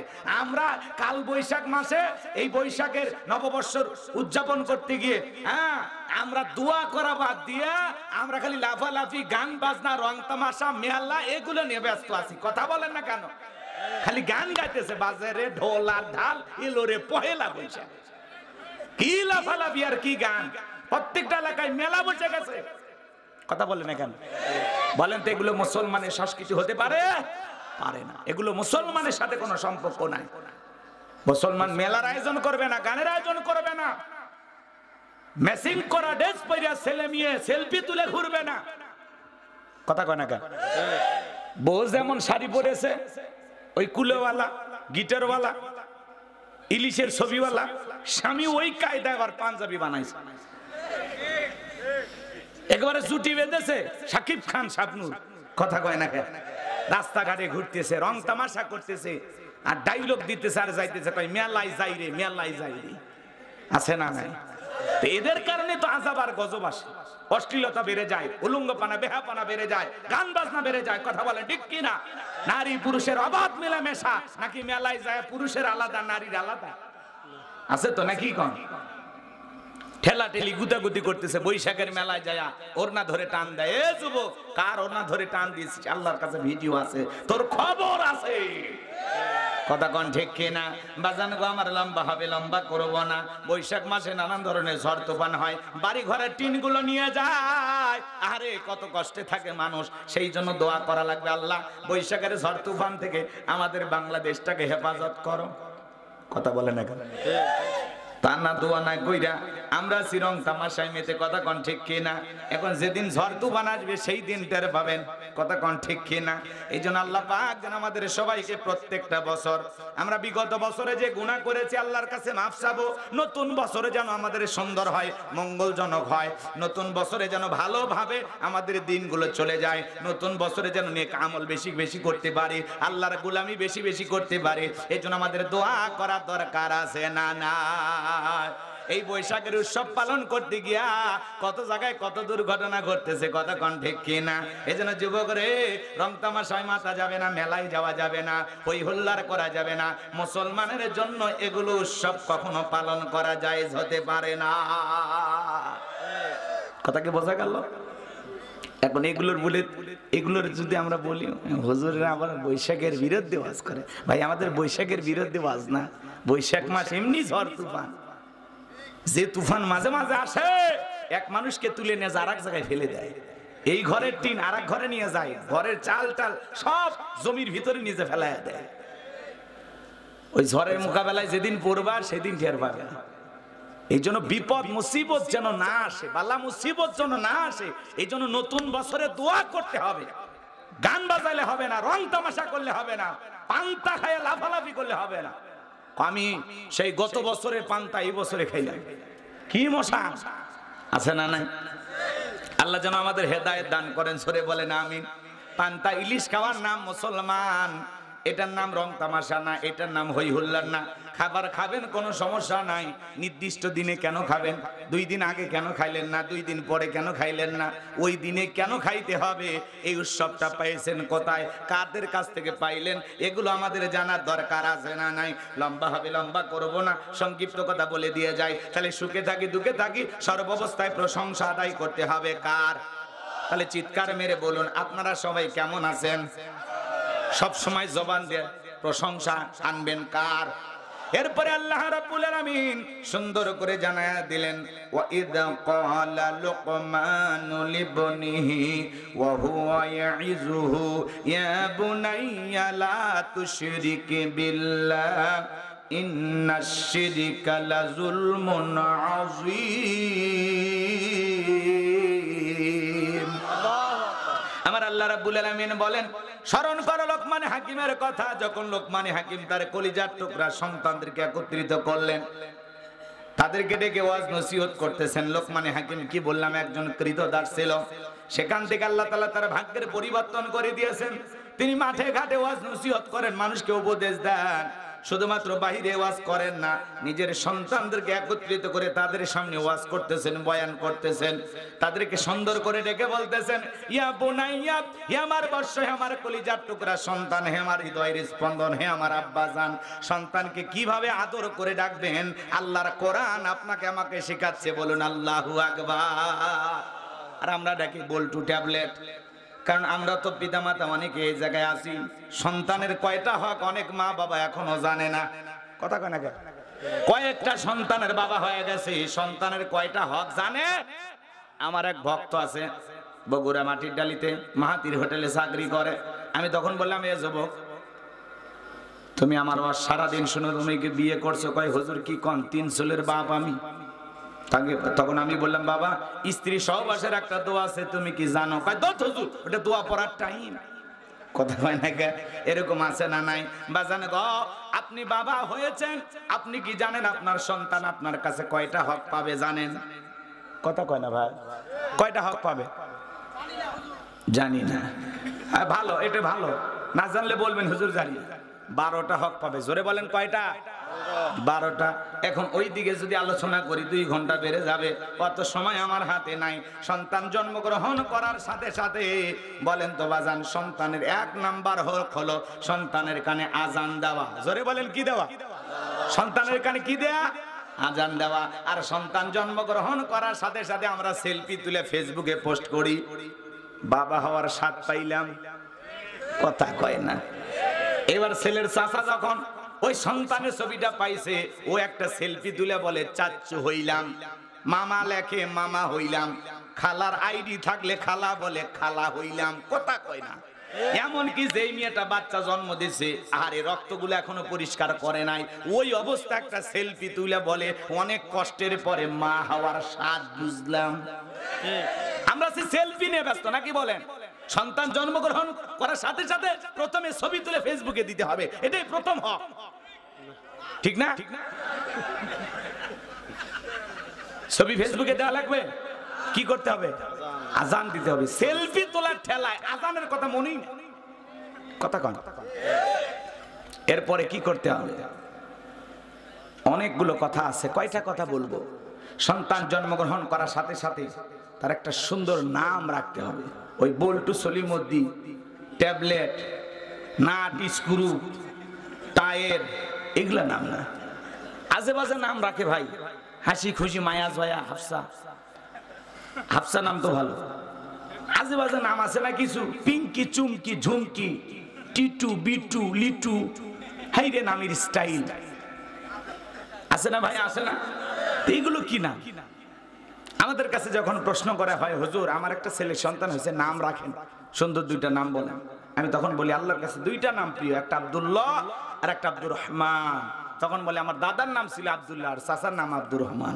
নামের মধ্যে কেন জানি বুড়ো বুড়ো ভাব, এগুলো আর পছন্দ হয় না। আপডেট খোঁজে, নাম রাখছে মানে মোটু পাতলু এগুলো না। এক গ্রাম্য চাচা ঢাকায় চলে গেছে, ঢাকা শহরে যা ভাতিজার বাড়িতে খাওয়া দাওয়া শেষে বলে, ভাতিজা তোমার নাকি ছেলে মেয়ে আছে, ওদেরকে একটু ডাকো, ওদের সাথে একটু দেখা করি। এইবার ভাতিজা ডাক দেয়, ব্রাশ ফায়ার। যেই বলছে চাচা মেয়ে মারছে দু, বলে বাবা আমারে তুই ব্রাশ ফায়ার করে মারিস না। কয় চাচা থামেন। কয় না বাবা এই বয়সে মারিস না। কয় চাচা থামে, আপনি না বললেন আমার ছেলে মেয়েকে দেখবেন? বলে হ্যাঁ বলেছি। কয় ছেলের নাম রাখছি ব্রাশ আর মেয়ের নাম রাখছি ফায়ার। এই হলো ডিজিটাল নামের অবস্থা। কথা কোন ঠিক কি না বাজান গো আমার? এরপরে সন্তানের হক হলো, সন্তান যখন আস্তে আস্তে বড় হবে দ্বীনি ইলম শিক্ষা দিতে হবে, কোরআন সুন্নাহর জ্ঞান শিক্ষা দিতে হবে। কথা কয় না? অনেকগুলো হক আছে, বলার সময় নাই। ছেলে হোক মেয়ে হোক, এক খাটে ঘুমাইতে দেবেন না। আর যদি এক খাটে ঘুমাই, দুইটা খাতা দেবেন, দুইটা কম্বল দেবেন। একই কম্বল নিচে দুই ভাই ঘুমাবে না, একই কম্বল নিচে দুই বোন ঘুমাবে না। এদের কম্বল আলাদা আলাদা করে দিতে হবে। আর দুইজনের জন্য বেড, ঘুমানোর যে বেড, এটা আলাদা হলে ভালো হয়। কথা কি বোঝা গেল? আরো অনেক কথা আছে, কয়টা কথা বলবো। সন্তান যখন বড় হবে, সন্তানদের নেককার দেখা, দিনদার দেখা, আল্লাহওয়ালা দেখা, পর্দা করে এমন মেয়ে দেখা বিবাহের ব্যবস্থা করার দরকার আছে না নাই? আমরা নেককার নামাজি আল্লাহওয়ালা খুঁজি না, আমরা খুঁজি যৌতুকের মোটা অঙ্কের টাকা। যৌতুক লোভী বাবা আছে না নাই? আপনাদের এলাকায় নাই? যৌতুকের টাকা পাইলে পাগল হয়ে যায়। যদি কারো 4টে ছেলে থাকে, ওর গরমই আলাদা এলাকায় দেখায়। গরম দেখে না? 4টে বেটা ছোলের বাপ। কথা কয় না? আর মুসানি আলাদা কয়। বড় ছেলের বিয়ের ডাক উঠছে 3.5 লাখ, 5 লাখ হলে ছেলের বিয়ে দেব। মানে বেটা পালিনি, ফালছে দেশি আরিয়ে গরু। কথা কোন ঠিক কি না? এরকম যৌতুক লোভী বাবা আছে না নাই? কাঁচা পায়খানা খাওয়া যেমন হারাম, কন্যা পক্ষের কাছ থেকে জোর করে যৌতুকের টাকা দাবি করে খাওয়া তেমনি হারাম। কথা বলেন ঠিক কি না? যৌতুক নিতে মজা লাগে না, আর স্ত্রীর মহারানা দিতে কষ্ট হয়। মহারানা এটা স্ত্রীর হক, এটা অধিকার। প্রত্যেকটা পুরুষের এই অধিকার প্রতিষ্ঠিত করা লাগবে। স্ত্রীকে মহারানা না দিয়ে পাল্টা আমরা যৌতুক নামের হারাম কৌতুক চালু করেছি। কথা কোন ঠিক কিনা? যৌতুকের টাকার জন্য মাঝে মাঝে বউরি এমন পিটান পিটায়, মানুষ বলে এত পিটান কেন পিটাস? কয় যতক্ষণ না আব্বা ডাকছে ততক্ষণ ছাড়বো না। এমন পিটাই, মানুষ বলে এই বেটা এত পিটাস কেন? কয় পিটাবো না। এই বেহানারি বাবা আমাকে 1.5 লক্ষ টাকা দেওয়ার কথা, মাত্র দিয়েছে 50,000 টাকা। এখন আমি শ্বশুর বাড়ির থেকে 1 লাখ টাকা পাই, মনে হয় হালখাতার টাকা পাই। এরকম যৌতুক লোভী আছে না নাই? লম্বা হবে, লম্বা করবো না, এদিক সেদিক যাবো না। কষ্ট পাচ্ছেন বুঝি আপনারা। সমাজের বাস্তবতা তুলে ধরতে গেলে অনেকের কষ্ট হবে। এই জন্য উচিত কথা যদি কই, পিঠের ওপর দিয়া যাবে মই। এই আনন্দে কিছু লোক কিনে খাবে বগুড়ার স্পেশাল দই। যত দোষ নন্দ ঘোষ, সত্যটা বললে দোষ, করলে অন্যায় প্রতিবাদ। নামটা হবে তোমার মৌলবাদ, নামটা হবে তোমার জঙ্গিবাদ। আমার ভাইরা লম্বা করবো না, সংক্ষিপ্ত কথা বলে দিয়ে যায়। লোকমান হাকিম যখন তার কলিজার টুকরা সন্তানদেরকে একত্রিত করে বলতেছেন, ইয়া বুনাইয়া লা তুশরিক বিল্লাহ, হে আমার কলিজার টুকরা সন্তান, হে আমার বর্ষ, হে আমার হৃদয়ের স্পন্দন, আল্লাহর সাথে কখনো কাউকে শরীক করা যাবে না। অনেকগুলো ছেলের মধ্যে একটা ছেলে ডেকে বলে, আব্বা আমার যে ওয়াজ নসিহত হবে না, ইমামতি হবে না, আপনারা বলেন তো বাজান। বক্তা হয়, ডাক্তারের বেটা সবাই কি ডাক্তার হয়? ডাক্তারের বেটাও ডাকাত হয়, আলেমের বেটাও জালেম হয়, হাজিরি বেটাও পাজি হয়। কথা কোন ঠিক কি না? হে বাজান গো আমার, একটা ছেলে ডেকে বলে, আব্বা আমার কিছু টাকা পয়সা দেন, আমি বিজনেস করবো, ব্যবসা বাণিজ্য করব।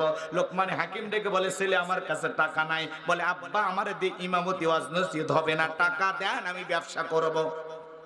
ছেলেটা বড় নাছরবান্দা। লোকমান হাকিম ডেকে বলে, ছেলে রে, আমি আমার এক বন্ধুর কাছে টাকা পাইছি, একটা দ্বীপে বসবাস করি। এই বিশাল পথ পাড়ি দিতে গিয়ে তোমার জীবনে অনেক বড় দুর্ঘটনা আসতে পারে। আমি বাবা হয়ে সন্তানকে এত বড় বিপদের মধ্যে ফেলে দিতে পারবো না।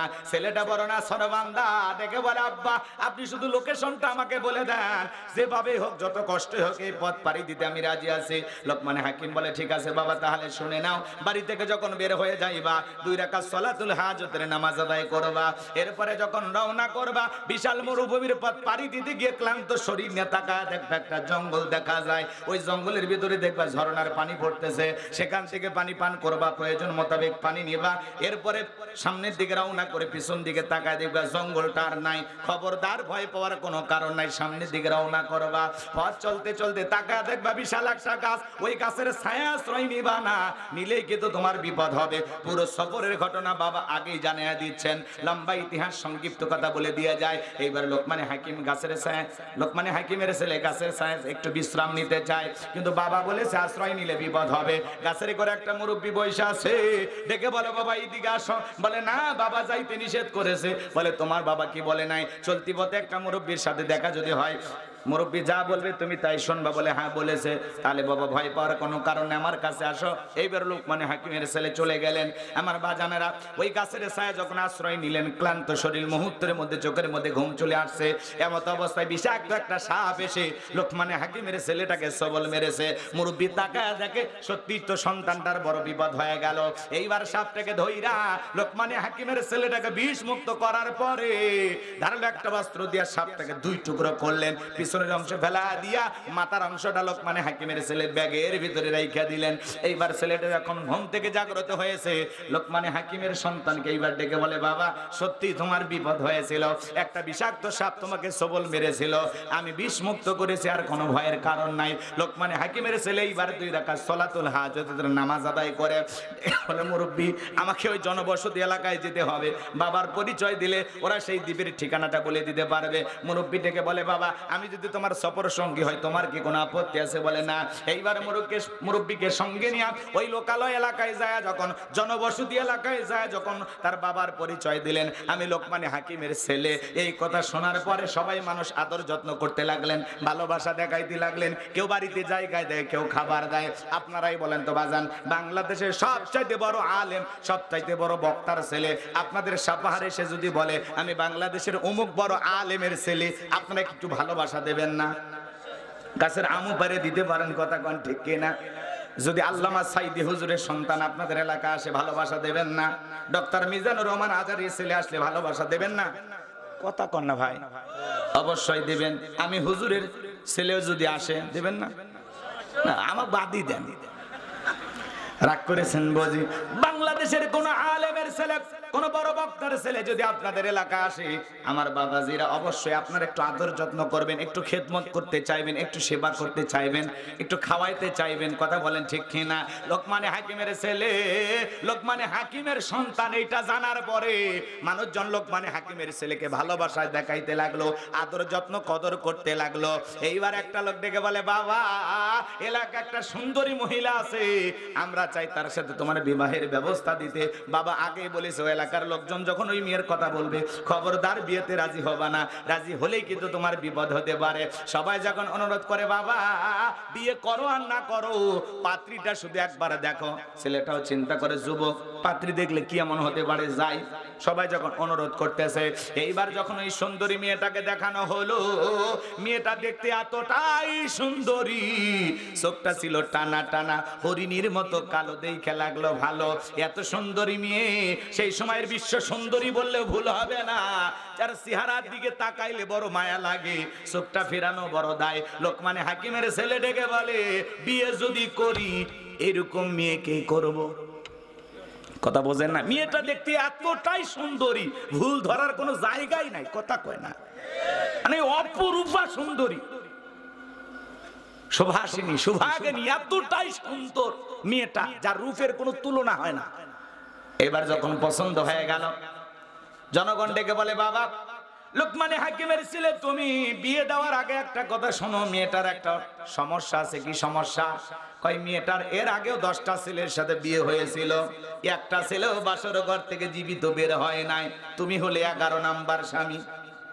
লোকমানে হাকিমের ছেলে এই কথা যখন জানতে পারলো, লোকজন সবাই যখন ডেকে বলে বাবা এই মেয়েটা দেখতে সুন্দরী হতে পারে, কিন্তু মেয়েটা যখন বিবাহের ব্যবস্থা করে দেই, বাসর ঘর থেকে তার কোনো স্বামী জীবিত বের হয় নাই, এখন তুমি চিন্তা করো বিয়ে করবা কিনা। লোকমানে হাকিমের ছেলের সাথে এই অপরূপা সুন্দরী মেয়েটার বিবাহ হবে। বাজান গো, এর আগেও 10টা ছেলের সাথে বিয়ে হয়েছিল, কেন তারা মারা গেছে? পুরো ঘটনাটা কি আপনারা একটু শুনবেন? কারা কারা শুনবেন? 2 হাত তুলে আল্লাহকে দেখান। লিল্লাহে তাকবীর, লিল্লাহে তাকবীর। হাত নামান। লোকমানে হাকিম তার কলিজার টুকরা সন্তানদেরকে ডেকে বলেন, ইয়া বুনাইয়া লা তুশরিক বিল্লাহ। হে আমার বর্ষে আমার কলিজার টুকরা সন্তানেরা, হে আমার হৃদয়ের স্পন্দন, আল্লাহর সাথে কখনো কাউকে শরীক করা যাবে না। ইন্না শিরিকা লা যুলমুন আযীম। শিরিক হলো সবচাইতে বড় জুলুম, সবচাইতে বড় অপরাধ। সব পাপের বড় পাপ নাম হলো শিরিক। এই বড় শিরিকগুলোকে শিরিক আকবার বলা হয়, ছোট শিরিকগুলোকে শিরিক আসগর বলা হয়। শিরিক মোট হলো 42 প্রকার, এগুলোকে ভেঙে আবার 72 প্রকার হয়। আমাদের সমাজে অসংখ্য শিরিক আছে না নাই? একটু কি বলবো? কষ্ট মনের মধ্যে নেবেন না বাজান গো আমার। মাজারে সেজদা দেওয়া কি শিরিক? কথা কয় না। মাজারে সেজদা দেওয়া কি? মুসলমান মাজারে সেজদা দেবে না, মুসলমান সেজদা দেবে মসজিদে। নেতার পায়ে সিজদা দেওয়া শিরিক, পীরের পায়ে সিজদা দেওয়া শিরিক। আল্লাহ ছাড়া এই মাথা দুনিয়ার কোন জালেমের কাছে নত করা যাবে না। ভালো করে বুঝবেন। আপনি পীরের কাছে যে মাথা নত করে সিজদা দেন, হ্যাঁ, মাজারে যে মাথা নত করে সিজদা দেন, আল্লাহ ছাড়া দুনিয়ার কারো কাছে মাথা নত করা যাবে না। আছে না বাজান? ভণ্ড পীরের কাছে মাথা নত করে সিজদা দেয়, আজেবাজে গান গায়। দেখেন না, কয় পানির ভিতরে জ্বললে বাতি ঝড় বাতাসেও নেবে না, ল্যাংটা বাবার মুরিদ হইলে নামাজ রোজা লাগে না। যেই লোকটা বলবে নামাজ রোজা লাগে না, ওইটা পীর না টাটকা শয়তান। কয় সিজদার মতো একটা সিজদা দিবি, জান্নাত পার হয়ে জাহান্নামের গর্তে পড়ে যাবে। এরকম ভণ্ডদের কাছে যাওয়া যাবে না। তালা বাবা, শিকল বাবা, লাউ বাবা, কদু বাবা, এদের কাছে যাওয়া যাবে না। পীর ছিল শাহজালাল খানকায় পীর রাজপদেবীর নারাই তাকবীর হুঙ্কার দিয়েছেন, গৌর গোবিন্দ পালাইতে বাধ্য হয়েছিল। কথা বলেন ঠিক কিনা? আল্লাহ ওয়ালা খুবই ভালো জিনিস। আমার আল্লাহ বলেন কুনু মাস সাদিকিন, তোমরা সত্যবাদীদের সঙ্গী হও। যে পীরের পা থেকে মাথা পর্যন্ত নবীর সুন্নাত দিয়ে ঢাকা, যার চেহারার দিকে তাকাইলে আল্লাহর কথা স্মরণ হয়, যে পীর নিজের ইমামতিতে মুরিদদেরকে নামাজ আদায় করে, যে পীর সাহেবের দরবারে কোনো মহিলা নাই, এরা হলো সঠিক আল্লাহওয়ালা। আর নারী পুরুষ একত্রে হয় জিকির করে। দেখেন না, কয় মনের আলো বড় আলো, বাইরের আলো নিবা ফেলা, মনের পর্দা বড় পর্দা, বাইরের পর্দা খুলে ফেলা। আছে না নাই? বাবা ভান্ডারি লাইন সারা চলে না তো রেলগাড়ি, ডুগি তবলা বাজায়া আজে বাজে গান গায় আর জিকির করে। আছে না নাই? এই যে মাছ ভান্ডারে এক ভণ্ড বের হয়েছিল, এ বাজান গো আমার, ডুগি তবলানে গান গাইতেছে আর বলে আমার মরণ কালে ঢোল বাঁশি বাজাইও জাকির ভাইও, মরণ কালে ঢোল বাঁশি বাজাইও। বলেন তো বাজান, ঢোল বাঁশির সাথে মুসলমানের কোন সম্পর্ক থাকতে পারে? জোরে বলেন পারে? বেটা গান বানাইতে পারিস না, ভালো করে বল। আমার মরণ কালে কালেমা পড়িও জাকির ভাইও, আমার মরণ কালে কোরআন পড়িও, আল্লাহ রসুলের নাম নিয়ে কবরে রাখিও জাকির ভাইও, আমার মরণ কালে কালেমা পড়িও। কথা বলে ঠিক কিনা? আর এরা গানের টান মারে, গাঁজা খাইয়া মুজদারি লাল বানাইছে, টস টাইপের মুখ কই খুঁজে পাওয়া যায় না, বগলে চুল দিয়ে বেরিবাই হয়েছে। আর সুন্দরবনে অবস্থায় বান্দরবনে কি অবস্থা, মাজারে বৈশা গাজার কলকিতে এমন টান মেরে ধুয়ে ছেড়ে দেয়, রাস্তায় প্রশাসনের লোক দাঁড়িয়ে থাকে, বলে মনে হয় ওরসের রান্না চলছে। আছে না নাই ভণ্ড? এবাজান গো আমার, এই ভণ্ডদের কথা কত বলবো, বলতে গেলে অনেক সময় লাগবে, আমি বেশি বাড়াতে চাই না। ভণ্ড পীর যেখানে আমরা নাই, ওই গাজার কলকিতে টান মারিয়া কানের মধ্যে মনে হাতটা লাগাইয়া সেই গান গায়। দেখেন না, কই আমার বাবা রে চেননি গো, লোহারে বানাইছে কাঁচা সোনা। আছে না? এই গান এইভাবে না গায় অন্যভাবে গাওয়া যায় না। আমার রাসূলকে চেননি গো, লোহারে বানাইছে খাঁটি সোনা, আমার নবী পরশ মনি গো, লোহারে বানাইছে খাঁটি সোনা। মারহাবা কর। কষ্ট হচ্ছে বুঝি, সামনের দিকে যাই বাজান গো আমার, তাহলে মাজারে সেজদা দেওয়া শিরিক, নেতার পায়ে সেজদা দেওয়া শিরিক, পীরের পায়ে সেজদা দেওয়া শিরিক। আল্লাহ ছাড়া এই মাথা দুনিয়ার কারো কাছে নত করা যাবে না। মুসলমানের সম্পর্ক মাজারের সাথে না, মুসলমানের সম্পর্ক হবে মসজিদের সাথে। এরপরে ট্রাকের পিছনে সেরা স্যান্ডেল ঝুলানো কেন? দুর্ঘটনা থেকে বাঁচানোর জন্য। দুর্ঘটনা থেকে বাঁচানোর মালিক কে? তাহলে ভরসা স্যান্ডেলের উপরে নাকি আল্লাহর উপরে? ভালো করে বোঝার চেষ্টা করবেন বাজান গো আমার। এরপরে টিয়া পাখির কাছে যে ভাগ্য গণনা করে, কবিরাজের কাছে যে ভাগ্য গণনা করে। আমাদের এলাকার এক মহিলা কবিরাজের কাছে চলে গেছে। কবিরাজ হাতটা ধরে বলেন, বুঝতে পারছি তোমার স্বামী তোমারে ভালোবাসে না, কারণ আছে তোমার বালিশের নিচে তাবিজ আছে, ডাবের গাছের নিচে তাবিজ আছে, পুকুর ঘাটে তাবিজ আছে। তোমার স্বামী তোমারে বাদ দিয়া আর একটা মেয়ের সাথে। এইটা শোনার পরে মহিলার মাথা গরম হয়ে গেল। বাড়িতে আইসা এমন কায়দায় ঝগড়া লাগছে বাজান গো আমার, মাজায় শাড়ির আসল পেয়েছে, এমন কায়দায় স্বামীর সাথে ঝগড়া লাগছে, মানে লঙ্গি খুলে ফেলে দেবে। স্বামী তখন বলতেছে, বউরে জীবনে কোনোদিন তোর মনে কষ্ট দেব না, দুঃখ দেব না, একবার শুধু কবিরাজের ঠিকানাটা দে। কথা বোঝেন না? এইবার যখন কবিরাজের ঠিকানাটা দিয়েছে বাজার, এই ব্যক্তি এই কবিরাজের কাছে হাতটা দেখায় বলে, চাচা দেখেন আমার হাতটা দেখেন। কবিরাজ যখন হাতটা নাড়েছে, উল্টা পাল্টা বলতে শুরু করে দিয়েছে। এইবার এই হাতটা দিয়ে কবিরাজকে মারছে একটা থাপ্পড়। এক থাপ্পড়ে গালটা নাড়তেছে আর বলে, বাবা আমারে মারার কারণটা কি? মানুষের ভাগ্য গণনা করে বলতে পারিস কার ভাগ্যে কি আছে? আর নিজের ভাগ্যে 2 মিনিট পরে থাপ্পড় আছে, সেইটা বলতে পারিস না। ভণ্ড কবিরাজি বন্ধ কর, এরপরে কিন্তু পিটায়া হাত পা গলার সাথে ঝোলাইয়া দেব। এরকম ভণ্ড আছে না? না, শনিবার মঙ্গলবারে ওরা বুঝবো কার কি সমস্যা। আরে ভাই 20টা বললে তো 2টা মিলে যেতে পারে। কয় না ঝড়ে বক মরে ফকিরের কেরামতি বাড়ে। 15-20টা বলতেছে আপনার স্বামীর এই সমস্যা, ওই সমস্যা, এই হয়েছে, ওই হয়েছে, আপনারে ভালোবাসে কম, সময় দেয় কম, এ হয়েছে, সে হয়েছে। তখন কত তো ঠিকই এলে মিলিয়ে গেল, আছে না? আরে পাগলি, যদি 10টা 20টা বলা হয়, এর মধ্যে তো 4-5টা মিলবে। মানুষ তো আমরা বুঝি তো কার কি সমস্যা, বোঝা যায় না, আন্দাজে বোঝা। 10টা বলবো, এর মধ্যে অবশ্যই 2টা মিলবে। এগুলো ভণ্ডদের কাছে যাওয়া যাবে। আবার দেখেন না, টেলিভিশন অ্যাড দেয়, আপনি কি মামলায় হেরে যাচ্ছেন, বিদেশে যেতে পারছেন না, বিয়ে করতে ভয় পাচ্ছেন, দাম্পত্য জীবনে অসুখী, নানান ঝামেলায় চলতেছেন, আসুন শেষ দর্শন আজমেরি জেমস হাউস, লিটন দেওয়ান চিশতি, লিটন দেওয়ান চিশতি, নাম শোনেননি আপনারা? রাগ করছেন?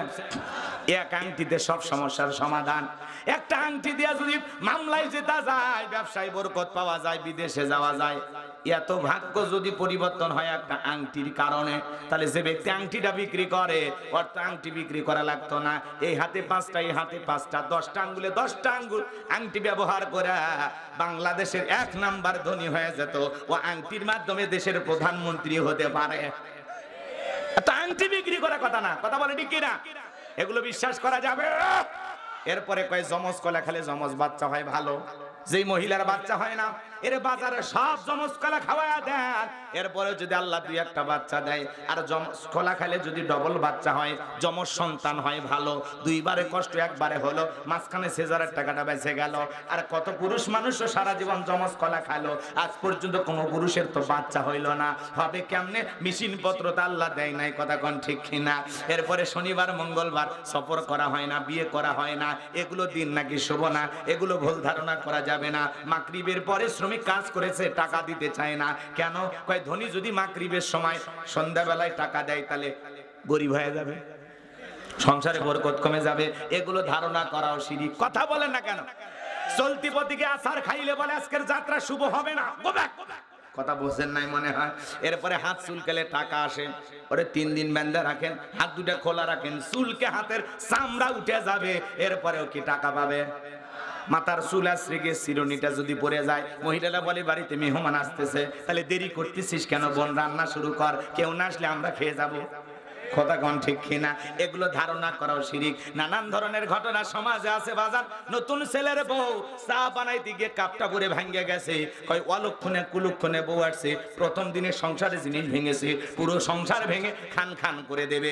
এই একটা ছোটখাটো দুর্ঘটনা, এটা শাশুড়ির হাত থেকে ঘটতে পারে, ননদের হাতে থেকে ঘটতে পারে, একটা চায়ের কাপের সাথে মানুষের ভাগ্য ঝুলে থাকতে পারে না। এরপরে ছোট্ট বাচ্চার কপালে কালো টিপ দেয়, কয় বদনজর থেকে বাঁচার জন্য। যদি বলা হয় বাচ্চার কপালে কালো টিপ কেন, কয় তোমার শাশুড়ি জানে। শাশুড়ির কাছে যা বলে, কে জানে? কয় তোমার নানি জানে। এক কথা, এটা হলো নানির ফতুয়া, খালি মহিলারা জানে, আর কেউ জানে না। কেন কালো টিপ দেয়? আছে না নাই বাজান গো আমার? লম্বা হবে, লম্বা করব না। বাচ্চাদের কপালে কালো টিপ দেয়, পায়ে কালো টিপ দেয় বদনজর থেকে বাঁচার জন্য। বলেন তো বাজান, তকদিরের ভালো মন্দ সবকিছু কার কাছে? আল কদরিহি শাররিহি মিনাল্লাহি তাআলা ওয়াল বাসি বাদাল মাউত। কথা বলেন ঠিক কিনা? সম্মানিত ভাইরা আমার, লম্বা হবে, লম্বা করব না। এরপরে সমাজে প্রচলিত একটা বড় সমস্যা আছে, কয় ধর্ম যার যার, উৎসব সবার। এই স্লোগান কোন মুসলমানের মুখে শোভা পেতে পারে না। ধর্ম যা উৎসব তার, ধর্ম যার উৎসব তার। বলেন তো বাজান, আমাদের জুমার নামাজে অমুসলিমেরা আসে, ঈদের নামাজে নিশ্চয়ই আসে, জানাজাতে আসে। যখন কুরবানির পশু জবাই করে 2-4 জন অমুসলিম এসে মনে কোটা বাছার সহযোগিতা করে, তাহলে আপনি কেন যান? আপনার জুমায় আসে না, জানাজায় আসে না, ঈদের নামাজে আসে না। আর আমি অমুসলিমদের যখন মেলা বসে যায়, কথা কয় না কা, বউ বাচ্চাকে সঙ্গে নিয়া মোটর সাইকেলে তুইলা বোরকা পরায়া হাজী সাহেব মেলায় যাইতেছে, আছে না? বউ বাচ্চা নিয়ে অমুসলিমদের যখন পূজার উৎসব আসে, মেলা আসে, সেখানে যায় আড্ডা মারতেছে আর গান গাইতেছে, মেলায় যায় রে, মেলায় যায় রে। আছে না ভাই? রাগ করতেছেন আপনারা? বলেন তো, মুসলমান হিসাবে অমুসলিমদের মেলায় যাওয়া জায়েজ না হারাম? আরো জোরে। এদেরকে যখন বলবেন অমুসলিমদের মেলায় কেন যাবেন, তাদের উৎসবে আপনি কেন যাবেন, বলে হ্যাঁ একদিন আমি গেছি, গেলে কি আমি হিন্দু হয়ে যাব? এই ঠেটারে বুঝাবে কে গো? এ তো ঠেটা। কথাকে বুঝতে পারছেন বাজান গো? এগুলো চলবে না। অমুসলিমেরা যা খুশি তাই করবে। হিন্দুদের উৎসব হিন্দুদের কাছে, বৌদ্ধদের উৎসব বৌদ্ধদের কাছে, খ্রিস্টানদের বড়দিন খ্রিস্টানদের কাছে, আর মুসলমানের উৎসব মুসলমানের কাছে। ধর্ম যার, উৎসব তার। আপনারা বলেন তো বাজান, গাছ যার, ফল সবার, মানবেন? কথা কয় না। গাছ যার, ফল সবার, মানবেন? পুকুর যার, মাছ সবার, মানবেন? চাকরি যার, বেতন সবার, মানবেন? বউ যার, হক সবার, মানবেন? তার মানে কি? বউ যার, হক তার, গাছ যার, ফল তার, পুকুর যার, মাছ তার, চাকরি যার, বেতন তার, ধর্ম যার, উৎসব তার। আকল জ্ঞান পরিষ্কার করেন। আপনার জুমার নামাজে আসে না, ঈদের নামাজে আসে না, জানাজায় আসে না, আর আপনি অমুসলিমদের উৎসবে মুসলমান হয়ে যান। অমুসলিমের চাইতেও আপনার লজ্জা কম। আপনি স্লোগান দেন ধর্ম যার, উৎসব সবার। বলেন ধর্ম যার, উৎসব তার। আমাদের উৎসবে অমুসলিমের আসতে পারে, আমাদের ধর্মীয় উৎসব দেখে যদি তাদের মনের ভিতরে পরিবর্তন হয়, ইসলাম গ্রহণ করে, কিন্তু আপনি তাদের কাছে কেন যাবেন? আমাকে বুঝান। তাহলে কি করবেন? মনে রাখবেন, মুসলমানেরা যে জনপদের সরকার থাকবে, রাষ্ট্রপ্রধান থাকবে, অমুসলিমেরা সে এলাকায় থাকলে তাদের নিরাপত্তা নিশ্চিত করতে হবে। একটা মায়ের কোলে শিশু যেমন নিরাপদ, ডিমের ভিতরে কুসুম যতটা নিরাপদ, অমুসলিমেরা যে এলাকায় মুসলমানের সাথে বসবাস করবে তার চাইতে বেশি নিরাপদে তারা থাকবে। কথা বলে ঠিক কিনা? তাদের উৎসবে মুসলমানেরা নিরাপত্তা দেবে। কথা কয় না কে? কি দেবে? নিরাপত্তা দেবে। কিন্তু ঢালাও ভাবে অংশগ্রহণ করা যাবে না। আল্লাহ যেন আমাদের হেদায়েত দান করে। এক যুবক আমাকে বলতেছে, হুজুর মেলায় গেছিলাম, যা দেখে অনেকগুলো কলা লাড়ু মন্দিরে দেওয়া ছিল, কয়েকটা খাই ফেলে দিছে। আসে না নাই বাজান? যাই হোক বাজান, লম্বা করবো না। শেষ একটা হাদিস আপনাদেরকে শিরকের উপরে শোনায়া আমি আমার আলোচনার সামনের দিকে নিয়ে যাব। অনেক কথা এখনো বাকি, নাকি দোয়া করব? চলবে বা চলবে? লিল্লাহে তাকবীর। বিশ্বনবী সাহাবায়ে কিরামদেরকে ডেকে বলেন, আমার সাহাবীরা, একজন ব্যক্তি একটা মাছি মেরে জাহান্নামে চলে গেল, আর একজন ব্যক্তি একটা মাছি না মেরে জান্নাতে চলে গেল। সাহাবায়ে কিরাম জিজ্ঞাসা করেন, কাইফা ইয়া রাসূলুল্লাহ, নবী গো, আমরা পুরো ঘটনাটা জানতে চাই। বিশ্বনবী তখন ডেকে বলেন, আমার সাহাবীরা শোনো, এক জামানা এক জালেম বাদশা ছিল, রাস্তার মোড়ে প্রতিমা বানায় রাখছে। ওই বাদশার নিয়ম হলো, যত মানুষ রাস্তাতে হেঁটে যাবে প্রতিমার নামে কিছু না কিছু দিয়ে যাওয়া লাগবে। একজন ইমানদার ওই পথ দিয়ে হেঁটে যায়, জালেম বাদশার লোকেরা ডেকে বলে, প্রতিমার নামে কিছু দিয়ে যাও। ইমানদার ডেকে বলে, ভাই দেওয়ার মতো কিছুই নাই।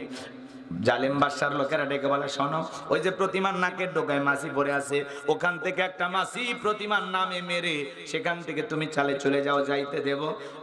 ইমানদার চিন্তা করলে, একটা মাছি মারলে কি এমন অপরাধ হবে? এইবার প্রতিমার নামে একটা মাছি মেরে লোকটা নিরাপদে চলে গেল। কয়েকদিন পরে আর একটা ইমানদার ওই দিক দিয়ে হেঁটে যায়। জালেম বাদশার লোকেরা ডেকে বলে, প্রতিমার নামে কিছু দিয়ে যাও। ইমানদার ডেকে বলে, আমি একজন মুসলমান, প্রতিমার নামে আমার পক্ষ থেকে কোনো কিছু দেওয়া জায়েজ নাই। বলে, কিছু দিতেই হবে। বলেন, আমি দিতে পারবো না। বলে, ঝামেলা করে লাভ নাই, যদি তোমার কাছে কিছুই না থাকে, কয়েকদিন আগে তোমার মতো একটা ইমানদারকে আমরা অফার দিয়েছিলাম, প্রতিমার নাকে ঢোকায় মাছি পড়ে আছে, ওখান থেকে একটা মাছি মেরে চলে যাও। লোকটা তাই করেছিল, তোমাকে আমরা একই সুযোগ দিলাম। ওই যে প্রতিমার নাকে ঢোকায় মাছি পড়ে আছে, ওখান থেকে একটা মাছি মেরে তুমি নিরাপদে চলে যাও। ইমানদার ডেকে বলে, না, মাছি মারার মতো শিরকও আমি করতে পারবো না। এইবার জালেম বাদশার লোকেরা ডেকে বলে, শোনো, বাদশার ওয়ার্ডার তো তোমার জানা আছে, হয় প্রতিমার নামে একটা মাছি মারবা, না হলে দেহ থেকে কাল্লাটা ফেলে দিব। ইমানদার ডেকে বলে, কাল্লা দিতে রাজি, আল্লাহ দিতে রাজি নাই। বলেন আল্লাহু আকবার। এইবার জালেম বাদশার লোকেরা বারবার বলে, ইমানদার একই উত্তর দেয়। সর্বশেষ জালেম বাদশার লোকেরা ডেকে বলে, হয় প্রতিমার নামে একটা মাছি মারবা, না হলে দেহ থেকে এক কোপে কাল্লাটা ফেলে দেব। ইমানদার ডেকে বলে, কাল্লা দিতে রাজি, আল্লাহ দিতে রাজি নাই। এইবার জালেম বাদশার লোকেরা এক কোপে দেহ থেকে কাল্লাটা ফেলে দিল। আমার নবী ডেকে বলে, যে ব্যক্তি মাছি মেরে নিরাপদে চলে গেল, ও মাছি মেরে নিজেকে জাহান্নামে নিয়ে গেল। আর যে ব্যক্তি মাছি না মেরে নিজের জীবনটা দিয়ে গেল, সেই ব্যক্তি রক্তের সাগরে ভাসতে ভাসতে আল্লাহর জান্নাতে পৌঁছে গেল। একটু জোরে বলেন সুবহানাল্লাহ। তাহলে মাছি মারার মতো সামান্য শিরকও করা যাবে। সর্বশেষ আপনাকে একটা উদাহরণ দেই, আলোচনা শেষ নাই, শিরকের ব্যাপারে কথাগুলো শেষ করে সামনে আমরা যাচ্ছি নতুন কোনো বিষয় নিয়ে। এদিকে খেয়াল করেন, এটা একটা খাবারের প্লেট। আপনার ভিআইপি একটা গেস্ট আসবে নওগাঁ শহর থেকে। আপনাদের এই গ্রামের নাম কি বাবা? কানুপাড়া। ভালো করে বুঝবেন, মেহমানের জন্য সকাল বিকাল থেকে রান্না বান্না অনেক কষ্ট করে খাবার রেডি করে প্লেটটা সাজাইতেছেন। গরুর গোশ, খাসির গোশ, মুরগি, বোঝেন নাই, নানান ধরনের গোস্ত দিয়ে সাজাইছেন, মাছ দিয়ে সাজাইছেন। এবার মেহমানের সামনে খাবারের পরিচিতি চলতেছে। ভালো করে বুঝবেন, কয় এইটা কি? কয় গরুর গোশ, এইটা মুরগি, এইটা খাসি, এইটা কবুতর, এইটা বক। এইভাবে খাবারের পরিচিতি চলতেছে। এটা রুই, এটা কাতলা, এটা ইলিশ, এটা ছোট মাছ, এভাবে পরিচিতি চলতেছে। দেখতে দেখতে বলতেছে যে সামান্য একটু দেখা যায়, এটা কি? বলে, ছোট ছেলেটাকে খুব ভালোবাসি, আর সামান্য একটু পাতলা পায়খানা দিয়েছে, খাবারটা খেয়ে নেয়। বলেন তো, দুনিয়ার কোনো গেস্ট, কোনো মেহমান ওই প্লেটের খাবার কি খাবে? পিটাইলেও খাবে, টাকা দিলেও খাবে। সামান্য পাতলা পায়খানা থাকার কারণে ওই প্লেটে যত দামি খাবার থাক না কেন, দুনিয়ার কোনো গেস্ট, কোনো মেহমান যেন ওই খাবারটা যেমন খাবে না। আপনার আমল নামার একটা প্লেট আছে, নামাজ আছে, রোজা আছে, হজ আছে, যাকাত আছে, দান খয়রাত আছে, অনেক ভালো ভালো নেক আমল দিয়ে প্লেটটা সাজানো আছে। কিন্তু ওই প্লেটে যদি সামান্য শিরিক মিশ্রিত থাকে, ওই শিরিক মিশ্রিত কোনো আমল ইবাদত আল্লাহর দরবারে কবুল হবে না। সামান্য পায়খানা থাকার কারণে ওই প্লেটের দামি খাবারগুলো যেমন দুনিয়ার কোনো মেহমান খাবে না, আপনার আমল নামাতেও সামান্য যদি শিরিক মিশ্রিত থাকে, যত দামি আমলই করেন আল্লাহর দরবারে কবুল হবে না। কথা বলেন ঠিক কিনা?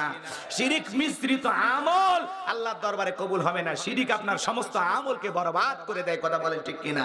এই জন্য শিরিক মুক্ত ঈমান আমল কারা কারা করবেন, দুই হাত তুলে আল্লাহকে দেখান, আল্লাহ কবুল করেন। জোরে বলেন আমিন। আর একটু জোরে বলেন না আমিন। তাহলে সন্তানদেরকে শিরিক হিসাবে, শিরিক থেকে শিক্ষা দেওয়ার জন্য সচেতন করা দরকার আছে না না? শিরিক কোন কোন কাজ করলে শিরিক হয় সন্তানদেরকে শেখাবো তো ইনশাআল্লাহ। কথা কয় না কে? ইনশাআল্লাহ। লোকমানে হাকিমের সন্তান যখন,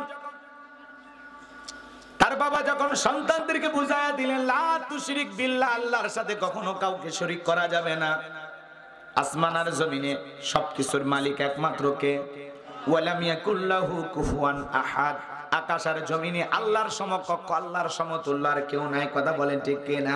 সন্তানদেরকে বুঝাইলেন বাবা শিরিক করা যাবে না, ইন্নাশ শিরিকা লাযুলমুন আযীম, শিরিক হলো সবচাইতে বড় জুলুম, সবচাইতে বড় অপরাধ, সব পাপের বড় পাপ।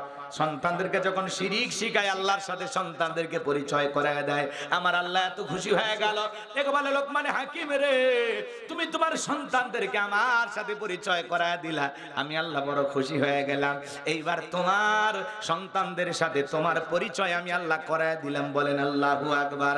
এই জন্য আল্লাহ পাক এইবার পরের আয়াতে পিতামাতার আলোচনা নিয়ে এসে আমার আল্লাহ জানায় দিলেন ওয়া ওয়াসাইনাল ইনসানা বিওয়ালিদাইহি হামালাতুহু উম্মুহু ওয়াহানান আলা ওয়াহনিন ওয়া ফিসালুহু ফি আমাইনি আনিশকুরুলি ওয়া লিওয়ালিদাইক ইলাইয়াল মাসির।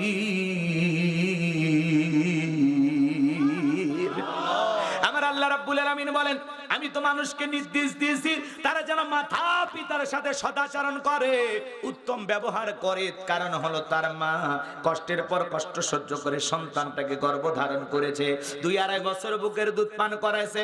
সুতরাং আমার প্রতি কৃতজ্ঞ হও, মাতা পিতার প্রতি কৃতজ্ঞ হও। তোমরা সবাই তো আমি আল্লাহর দিকে প্রত্যাবর্তন করবা। আমার ভাইরা গভীর মনোযোগ দিয়ে শুনবেন। পিতামাতার আলোচনা যদি 5 মিনিট করে দেই কষ্ট হবে আপনাদের। যদি কেউ ওটা ভাষা করেন বুঝে নেব আপনি মনে হয় মা বাবাকে ভালোবাসেন না। আপনাদের ওয়াদা অনুযায়ী আরো কয়েকটা মিনিট আছে, থাকবেন তো ইনশাআল্লাহ? একটু গভীর মনোযোগ দিয়ে শোনেন। একটা মা সন্তানকে কত কষ্ট করে, আমার ভাইয়ের একটা মা সন্তানের জন্য কতটা কষ্ট করে। সন্তান যখন মায়ের পেটে চলে আসে 3-4 মাস, মা খাইতে পারে না, মার ববে ববে হাব হাব, খাবার রুচিটা নষ্ট হয়ে যায়। সন্তান যখন আস্তে আস্তে মায়ের পেটে বড় হয়, 6-7 মাস যখন হয়ে যায়, আপনি আমি মায়ের গর্ভে ছিলাম, এই জায়গাটা মাত্র 10 ইঞ্চি। কয় ইঞ্চি?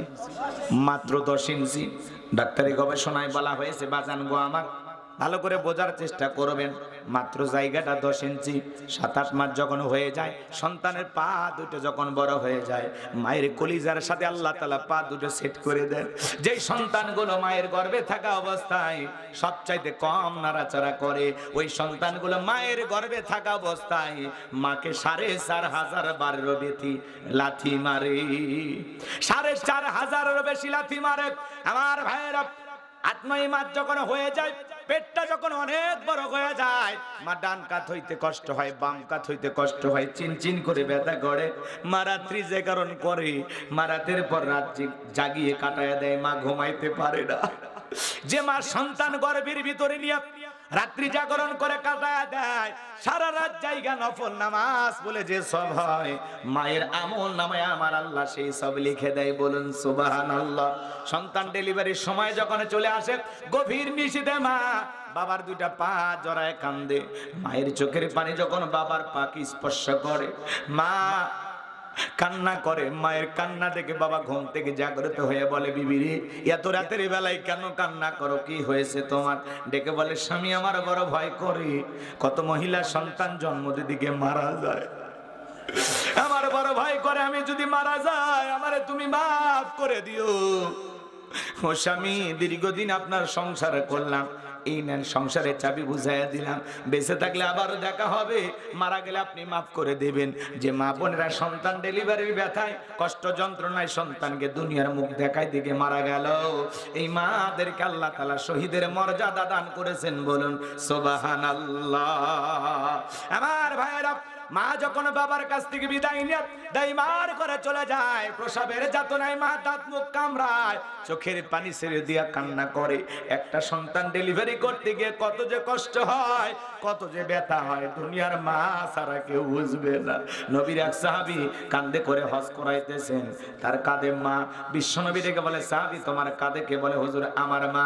বিশ্বনবী ডেকে বলে, সাহাবী আমি আমার মাকে পাইলাম না, বাবাকে পাইলাম না। জন্মের আগেই বাবাকে হারিয়েছি, জন্মের 6 বছর বয়সে আমি আমার মাকে হারিয়েছি। পিতা মাতার খেদমত করা আমার কিসমতে জোটে নাই। আমার সাহাবী মার খেদমত করতেছে দিকে বড় ভালো লাগতেছে। সাহাবী ডেকে বলেন, হুজুর আমি যে আমার মায়ের খেদমত করতেছি, মাকে নিয়ে খানাই কাবা তওয়াফ করলাম, হজের সব কাজ সম্পন্ন করলাম, আমি কি আমার মায়ের হক আদায় করতে পেরেছি? বিশ্বনবী ডেকে বলে, সাহাবী আল্লাহ পাক যদি কিয়ামত পর্যন্ত তোমাকে হায়াত দেয়, আর তোমার মা তোমাকে জন্ম দেওয়ার সময় প্রসবের যাতনায় আ শব্দ করেছিল, ওই একটা আ শব্দের হক দুনিয়ার কোন সন্তান আদায় করতে পারবে না। বলেন আল্লাহু আকবার। এজন্য বিশ্বনবী বলেছেন, হুমা জান্নাতুকা নারুকা, তোমার পিতামাতাই তোমার বেহেশত, তোমার পিতামাতাই তোমার দোজখ। পিতামাতা খুশি, আরশের মালিক আল্লাহ খুশি। পিতামাতা বেজার, আরশের মালিক আল্লাহ বেজার। কথা বলে ঠিক কিনা? এজন্য মা বাবার মনে কষ্ট দেওয়া যাবে না রে যুবক। পিতামাতা কত বড় নিয়ামত, যে মা বাবার চেহারার দিকে ভালোবাসার নজরে তাকাইলি আল্লাহ তাআলা আমলনামায় কবুল হজের সব লিখে দেয়। সেই মা বাবাকে কেমনে পিটাও, কেমনে মারো, কেমনে বৃদ্ধাশ্রমে পাঠায়া দাও। যেই সন্তানগুলো রাগান্বিত হয়ে মা বাবাকে বাড়ি থেকে তাড়ায়া দেয়, বৃদ্ধাশ্রমে পাঠায়া দেয়, ও মা বাবাকে তাড়ায়া দেয় নাই, নিজের ভাগ্য থেকে জান্নাতটাকে তাড়িয়ে দিয়েছে। কথা বলেন ঠিক কি না? পিতামাতার দোয়া যদি থাকে রে যুবক, রিকশা চালক, ভ্যান চালক থেকে আল্লাহ তোরে কোটিপতি বানায়া দেবে।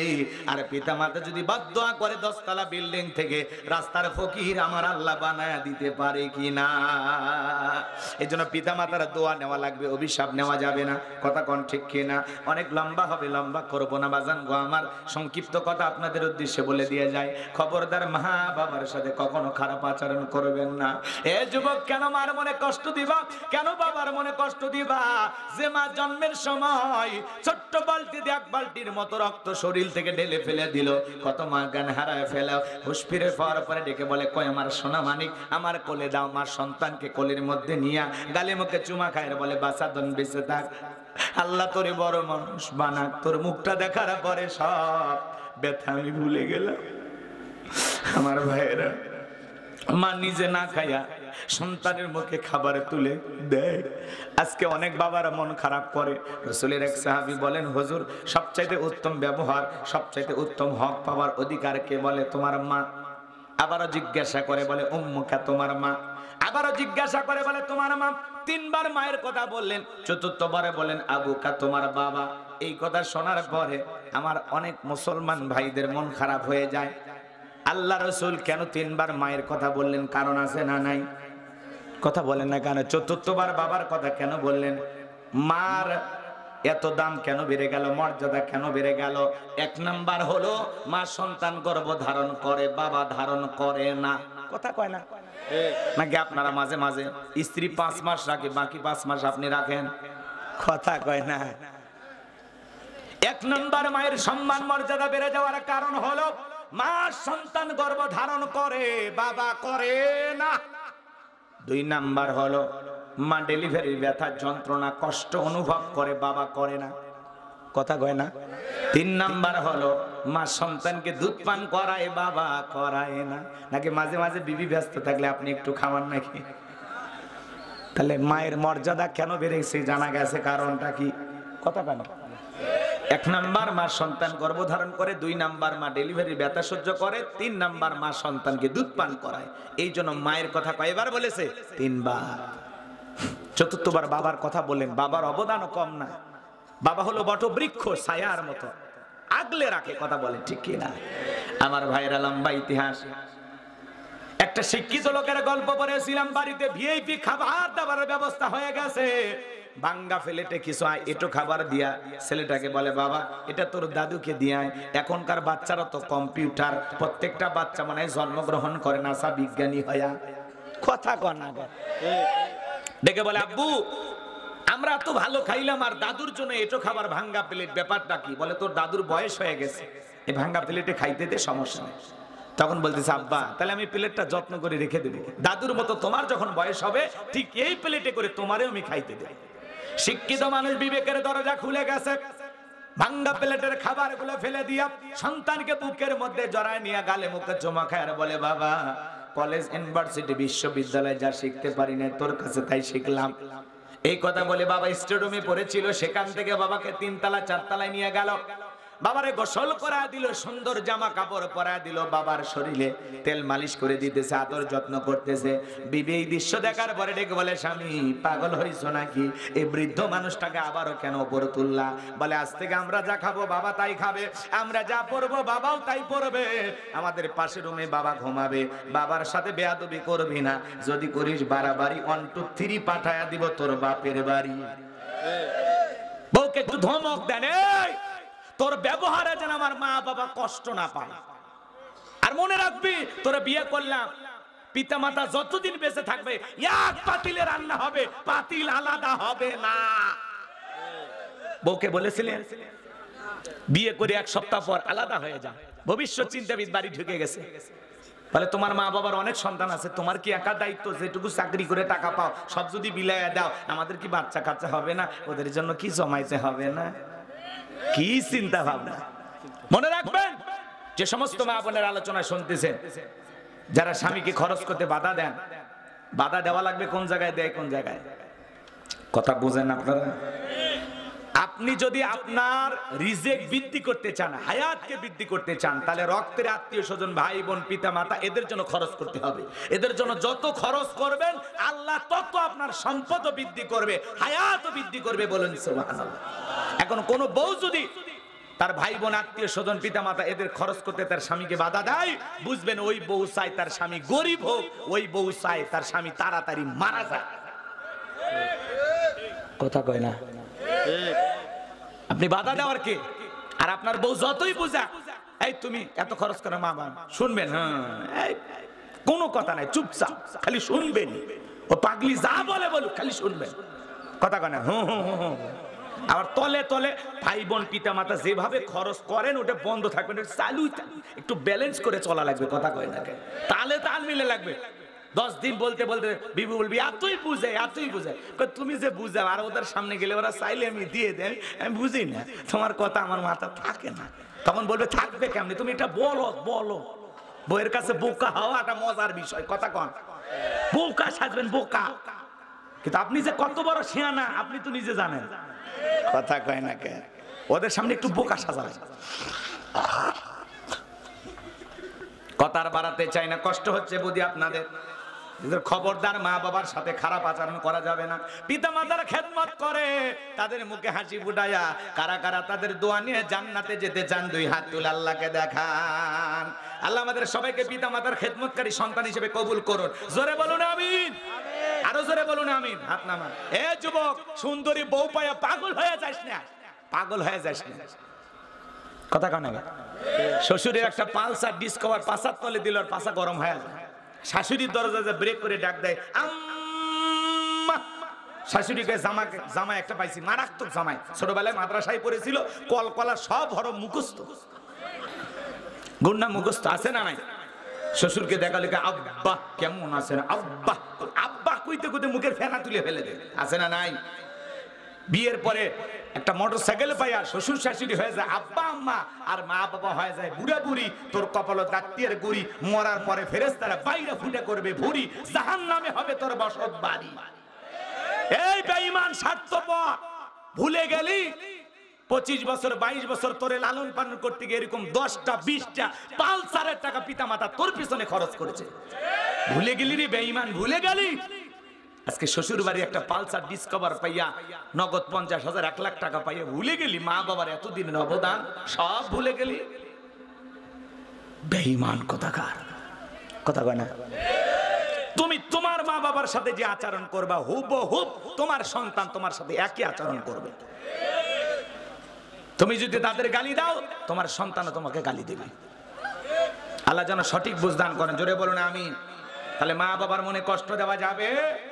রক্তে ভাসিয়া যাত নাই কাঁদিয়া আনলে মাগো আমায় এই দুনিয়ায় তোমার ঋণ আমি কি দিয়ে শোধাই মাগো তোমার ঋণ আমি কি দিয়ে শোধাই তাহলে দোয়া করে দেব বৃষ্টি কি জোরে আসছে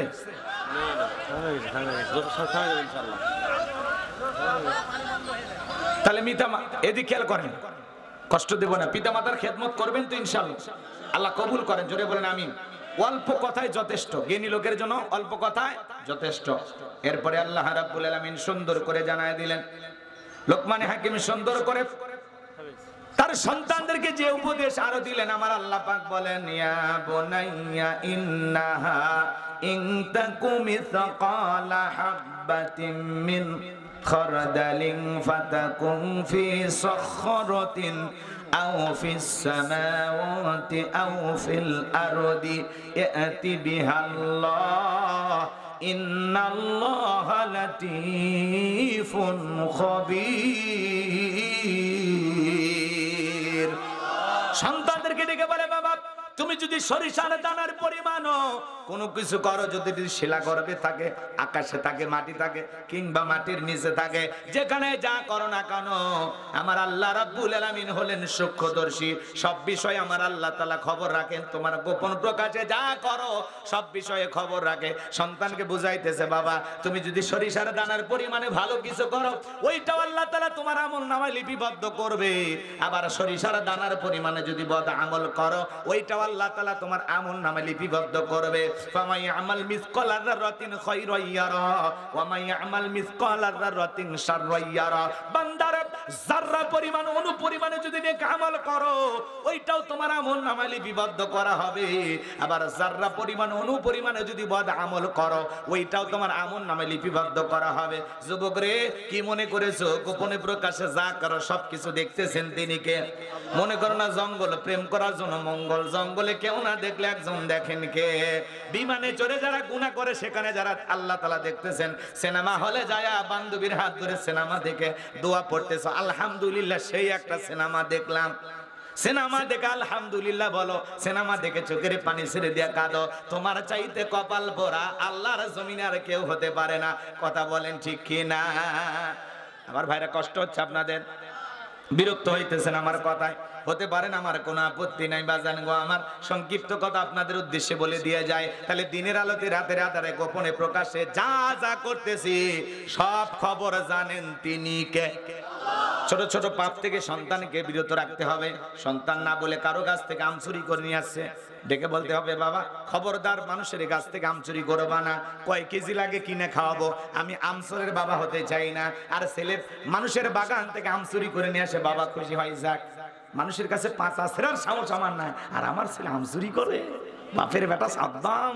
এই হবে কাম কথা কয় না মানুষের পুকুরের মাছ চুরি করে নিয়ে আসে বাবা খুশি হয়ে যায় ছাগল চুরি করে হাত চুরি করে বাবা খুশি হয় আসে না নাই আপনার ছেলেটা পড়তে গিয়ে বন্ধুর কলম বা খাতা না বলে নিয়ে আসছে কথা বোঝেন নাই আপনি যখন বলবে বাবা এটা বন্ধুর কাছ থেকে নিয়ে আসছি কেন নিয়ে আসছো বাবা না বলে নিতে নাই যদি আপনার ছেলে চুরি করে নিয়ে আসছে ছোট ছোট ভুলগুলো যদি তালাশ করে সন্তানকে সংশোধন করে দেন বাবা কলম চুরি করতে নাই খাতা চুরি করতে নাই মাছ চুরি করতে নাই আম চুরি করতে নাই ছোট ছোট অপরাধগুলো যদি সংশোধন করে দেন আপনার সন্তানের ভবিষ্যতে চোর ডাকাত হবে না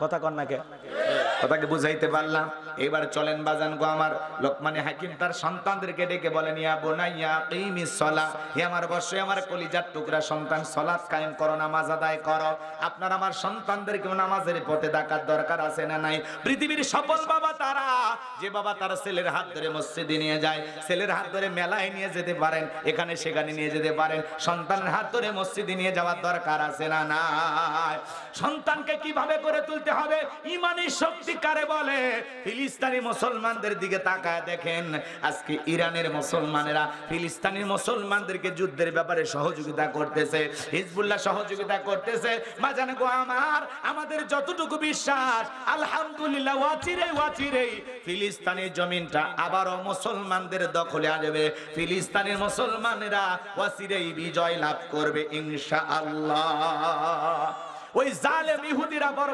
নির্যাতন জুলুম করতেছে, হাজার হাজার মুসলমানকে হত্যা করে বিদায় করে দিতেছে। ফিলিস্তিনের জমিনে অলিতে গলিতে মুসলমানের রক্ত ঝরতেছে, বোমার নিক্ষেপে বোমার আঘাতে মুসলমানদের দেহ ক্ষত বিক্ষত হয়ে যাচ্ছে। এরপরে মুসলমানরা দুর্বল হয় নাই, আল্লাহর উপরে তাওয়াক্কুল করে ঈদের দিনে হাজার হাজার মানুষ মসজিদুল আকসায় গিয়ে সালাত আদায় করেছেন। কথা বলেন ঠিক কিনা? ওরা বন্দুকের নলের সামনে দাঁড়িয়ে আল্লাহকে সিজদা দেয়, পাক্কা ঈমানদার। ঈমান নিয়ে মুসলিম হিসেবে জমিনে টিকে থাকা যে কত কষ্টসাধ্য ব্যাপার, এটা ফিলিস্তিনি মুসলমানেরা হারে হারে টের পাইতেছে। কথা বলে না, আপনি আমি তো টের পাইতেছি, তারা বুঝতেছে মুসলিম হয়ে টিকে থাকা কত যে কঠিন। এই ইহুদিরা হলো সবচাইতে নিকৃষ্ট বর্বর জাতি। এদের যত প্রোডাক্ট, যত পণ্য বাজারে পাওয়া যায়, এগুলো খাওয়া থেকে বিরত থাকবেন। কথা বলে না কেন? আপনি কোকোকোলা খান, কথা কয় না কেন? এগুলো খাইতেছেন, এগুলো কোকোকোলা না, এটা বোমা। আপনি এটা খাইতেছেন, এই টাকা দিয়ে আমাদের মুসলিম মা বোনদের উপরে ওরা বোমা নিক্ষেপ করবে। কথা বলেন না কেন? ওদের যত প্রোডাক্ট আছে বাজার, লাক্স বলেন, সানসিল্ক বলেন, এগুলো নিয়ে যাবেন না। ক্লিয়ারম্যান যা আছে ওদের পণ্য নেবেন না, এগুলো আপাতত কেনা বন্ধ রাখবেন। আল্লাহ যেন আমাদের বোঝার তৌফিক দান করেন, যদি বলেন আমিন। ফিলিস্তিনি মুসলমানদের জন্য দোয়া করবো তো ইনশাআল্লাহ। আল্লাহ যেন ফিলিস্তিনি মুসলমানদেরকে বিজয় দেন, জোরে বলেন আমিন। হ্যাঁ, বিজয়ের সুবাতাস অচিরেই বইবে ইনশাআল্লাহ। খুব নিকটে বিজয় আসবে, খুব নিকটে ইনশাআল্লাহ। আল্লাহ ফিলিস্তিনি মুসলমানদেরকে তুমি বিজয় দাও। আর একটু জোরে বলেন আমিন, আরো জোরে বলেন আমিন।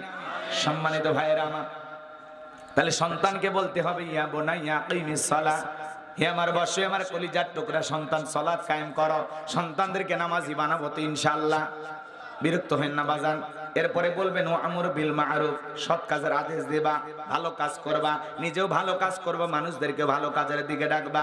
ওয়ানহা আনিল মুনকার, অসৎ কাজ থেকে বিরত থাকবা, নিজে অন্যায় করবা না, মানুষকে অন্যায় করতে দিবা না। ওই ডিজে পার্টিওয়ালা সন্তান বানাইলে হবে না, যারা ঈদের দিনে ঈদের চাঁদ ওঠার পরে বক্স ভাড়া নিয়া পিকআপে চইরান লাফালাফি করে, গেঞ্জি খুইলা নাচে, আছে না নাই? রাস্তার মনে মনে গান বাজনা। তাকওয়ার মাস রমজান মাস কি শিক্ষা দিয়া গেল? মুসলমান ভুলে গেছে চাঁদ ওঠা মাত্রই অলিতে গলিতে গান বাজে, বক্সের আওয়াজ। কথা কোন ঠিক কিনা? পিকআপ ভ্যান ভাড়া করে গান বাজাইতেছে, লাফাইতেছে, গেঞ্জি খুলে নাচে। আমি তো বলি বেটা গেঞ্জি খুললি কেন? নিচে যেটা পড়াছে ওইটাও খুলে নাচ। কথা কন না কেন? এই লাফালাফি করতেছে, নাচানাচি করতেছে। বাস আইসে একটা দল ধাক্কা মারছে, ওই ধাক্কাতে একজন যুবক নিচে পড়ে গিয়ে মারা গেছে। নাচতে নাচতে একজন যুবক মারা গেল। কথা কোন ঠিক কিনা? যুবক রে, কার কখন মৃত্যু আসবে আমরা কেউ জানি না। তোমার ওই আনন্দ ফুর্তি মৃত্যুর কারণ হয়ে যেতে পারে। কথা কোন ঠিক কিনা? এজন্য যুবক গান বাজাইতে বাজাইতে নাচতে নাচতে যে যুবকটা মারা গেল, বলো তো যুবকের কপাল ভালো না খারাপ? এজন্য এগুলো আজে বাজে গান বাজনা করা যাবে, নিজেরাও খারাপ কাজ করব না, মানুষকেও খারাপ কাজ করতে দেব না, অন্যায় থেকে নিজেরাও বিরত থাকব, মানুষকেও বিরত রাখার চেষ্টা করব। ওয়াসবির আলা মা আসাবাক, বিপদ আপদ মুসিবত আসলে সবর করব, ধৈর্য ধারণ করব। এরপরে সন্তানদেরকে বলতেছেন ওয়ালা তুসইর খাদ্দাকা লিন-নাসি ওয়ালা তামশি ফিল আরদি মারহা ইন্নাল্লাহা লা ইউহিব্বু কুল্লা মুখতালিন ফাখুর। সন্তানকে বলতেছে বাবা, মানুষকে তুচ্ছ তাচ্ছিল্য করবা না, অবজ্ঞা অবহেলা করবা না। মোটা মানুষ চিকন মানুষকে দেখে অবহেলা করে, আমি মোটা তুই বেটা চিকন, আঙ্গুলের ঠেলা দিলে ভরে যাবি। ফর্সা মানুষ কালো মানুষকে দেখে অহংকার করে, ধনী গরিবকে দেখে অহংকার করে। কথা বলেন না কেন? সন্তানকে বলতেছে বাবা, মানুষকে তুচ্ছ তাচ্ছিল্য অবজ্ঞা অবহেলা করা যাবে না। লোকটা দেখতে মোটা, কি সুন্দর নাম ইউসুফ, কিন্তু বলে মোটু। আছে না নাই? দেখতে লোকটা কালা, নাম কিন্তু ইসমাইল, বলে কালা ভাই। আছে না নাই? আজে বাজে নাম দেয়, মানুষের নাম বিকৃতি করে ডাকা কবিরা গুনাহ। কথা কয় না? যার নাম যেটা সেটা রাখতে হবে, বুঝবেন তো ইনশাআল্লাহ। আল্লাহ বোঝার তৌফিক দান করুন, জোরে বলুন আমিন। সন্তানকে বলবেন বাবা অবহেলা করবা না, ওয়ালা তামশি ফিল আরদি মারহা, অহংকার করা যাবে না, দাম্ভিকতা করা যাবে না। সন্তানদেরকে বলবেন বাবা ড্রাইভার আঙ্কেলকে সালাম দিবা, বাড়ির গেটের দারোয়ানকেও সালাম দিবা। আর আমরা যদি ড্রাইভারের সাথে কথা বলে, বাড়ির দারোয়ানের সাথে কথা বলে, এই ছোট লোকের সাথে কি কথা বলিস, এদিকে আয়। আছে না নাই? সমাজের এই যে দরিদ্র মানুষগুলো আছে এদের সাথে মিশতে দেয় না। এক সময় ওই সন্তানটা এমন হয়ে যায়, বাবা মা যখন ওইরকম দারোয়ানের মতো বৃদ্ধ হয়ে যায়, মনে করে এরা ওইরকম দারোয়ান ভেবে শেষ বয়সে ওই কোটিপতি সন্তান মা বাবাকে বোঝা মনে করে বৃদ্ধাশ্রমে রেখে আসে। এজন্য মানুষ বানান, যে রাস্তাঘাটে রিক্সা চালককে দেখেও সালাম দিবা, কথা কয় না কেন? আর আমরা বলি এই তুই তালুকদার বংশের ছেলে, 2-4টা মার্ডার করবি রে, আমি তোর বাপ, কথা কয় না। ছেলে কলেজে পড়ে, বাপে উৎসাহ দেয় কয়টা প্রেম করিস, কয় আব্বা একটাও না। আমি কলেজে 5টা প্রেম করেছিলাম, আর তুই একটাও করিস না। প্রেম করবি, মেয়ে যদি রাজি না হয় ওর মাও রাজি করার দায়িত্ব আমার। ওই মেয়ে বিয়ে না করলে আর মাও করবি রে, আছে না নাই? এই হলো আমাদের বর্তমান সমাজের ডিজিটাল বাবা। একটু ছেলে যদি মারামারি ছোটখাটো একটা দূর, এই কার ছেলের গায়ে হাত দিয়েছে, লাঠি বাই কর, চাকু বের করে, যা আছে বাই কর, আজকে দেখায় দিব এই গ্রামের আমরা মন্ডল বংশের লোক। কি বংশের দাম্ভিকতা, অহংকার, আছে না নাই? এটা জাহির করে কোনো লাভ আছে? ছোট বাচ্চা দুর্ঘটনা ঘটেছে, ছোট বাচ্চা মারামারি করেছে, এরাই আবার সংশোধন হবে। আমরা আরো খারাপ কাজে উৎসাহ দিই। এই জন্য তো সমাজে কিশোর গ্যাংয়ের জন্ম হচ্ছে, কিশোর গ্যাং, জানেন না? ছোট ছোট বাচ্চাদের হাতে এখন অস্ত্র, ছোট ছোট বাচ্চারা এখন মাদক সেবন করে, ছোট ছোট বাবাই, ছোট ছোট বাচ্চারা এখন ইয়াবাই আসক্ত, ছোট ছোট বাচ্চা। সেদিন আমি দেখলাম একটা বাচ্চা 9 বছর বয়স হয়নি, বাইরে সিগারেট টানতেছে, 9 বছর বয়স হয়নি। আমি অবাক হয়ে গেলাম, মনে মনে ভাবলাম যে গাড়ির থেকে নামে একে 2টা সোয়ার মারি নাকি। পরে ভাবলাম ঝামেলায় পড়তে পারি। 9 বছর, 9 থেকে 10 বছর হলো সে ছোট্ট বাচ্চা সিগারেট টানতেছে। আজকে সমাজ যাচ্ছে কোন দিকে? এর পিছনে বাবাদের অনেক অবদান। কি অবদান? বাবাই সিগারেট খায়, ছেলেকে বলে এই বল্টু ওই যে 50 টাকা নিয়ে যায় দোকান থেকে সিগারেট নিয়ে আইতো। ছোটবেলায় যে বাবা তার ছেলের হাত দিয়ে সিগারেট দোকান থেকে আনায়, এই ছেলে বড় হয়ে বাবার সামনে গাঁজা খাবে, বাধা দেওয়ার কেউ থাকবে। আপনি কি করতেছেন? আপনার সন্তানকে আপনি নিজের হাতে নষ্ট করতেছেন, কথা কোন ঠিক কিনা? একটা বাবা কোনদিন তার ছেলের হাত দিয়ে সিগারেট আনাইতে পারে? এটা বাবা বলেন? আপনি বাবা হয়েছেন না, আর ওয়াজ করব না, আপনারা কথা বলতেছেন না, 2-1 না, যা হয়েছে আলহামদুলিল্লাহ, মানে না? বক্তা শ্রোতা সবাইকে আল্লাহ আমল করার তৌফিক দান করুন।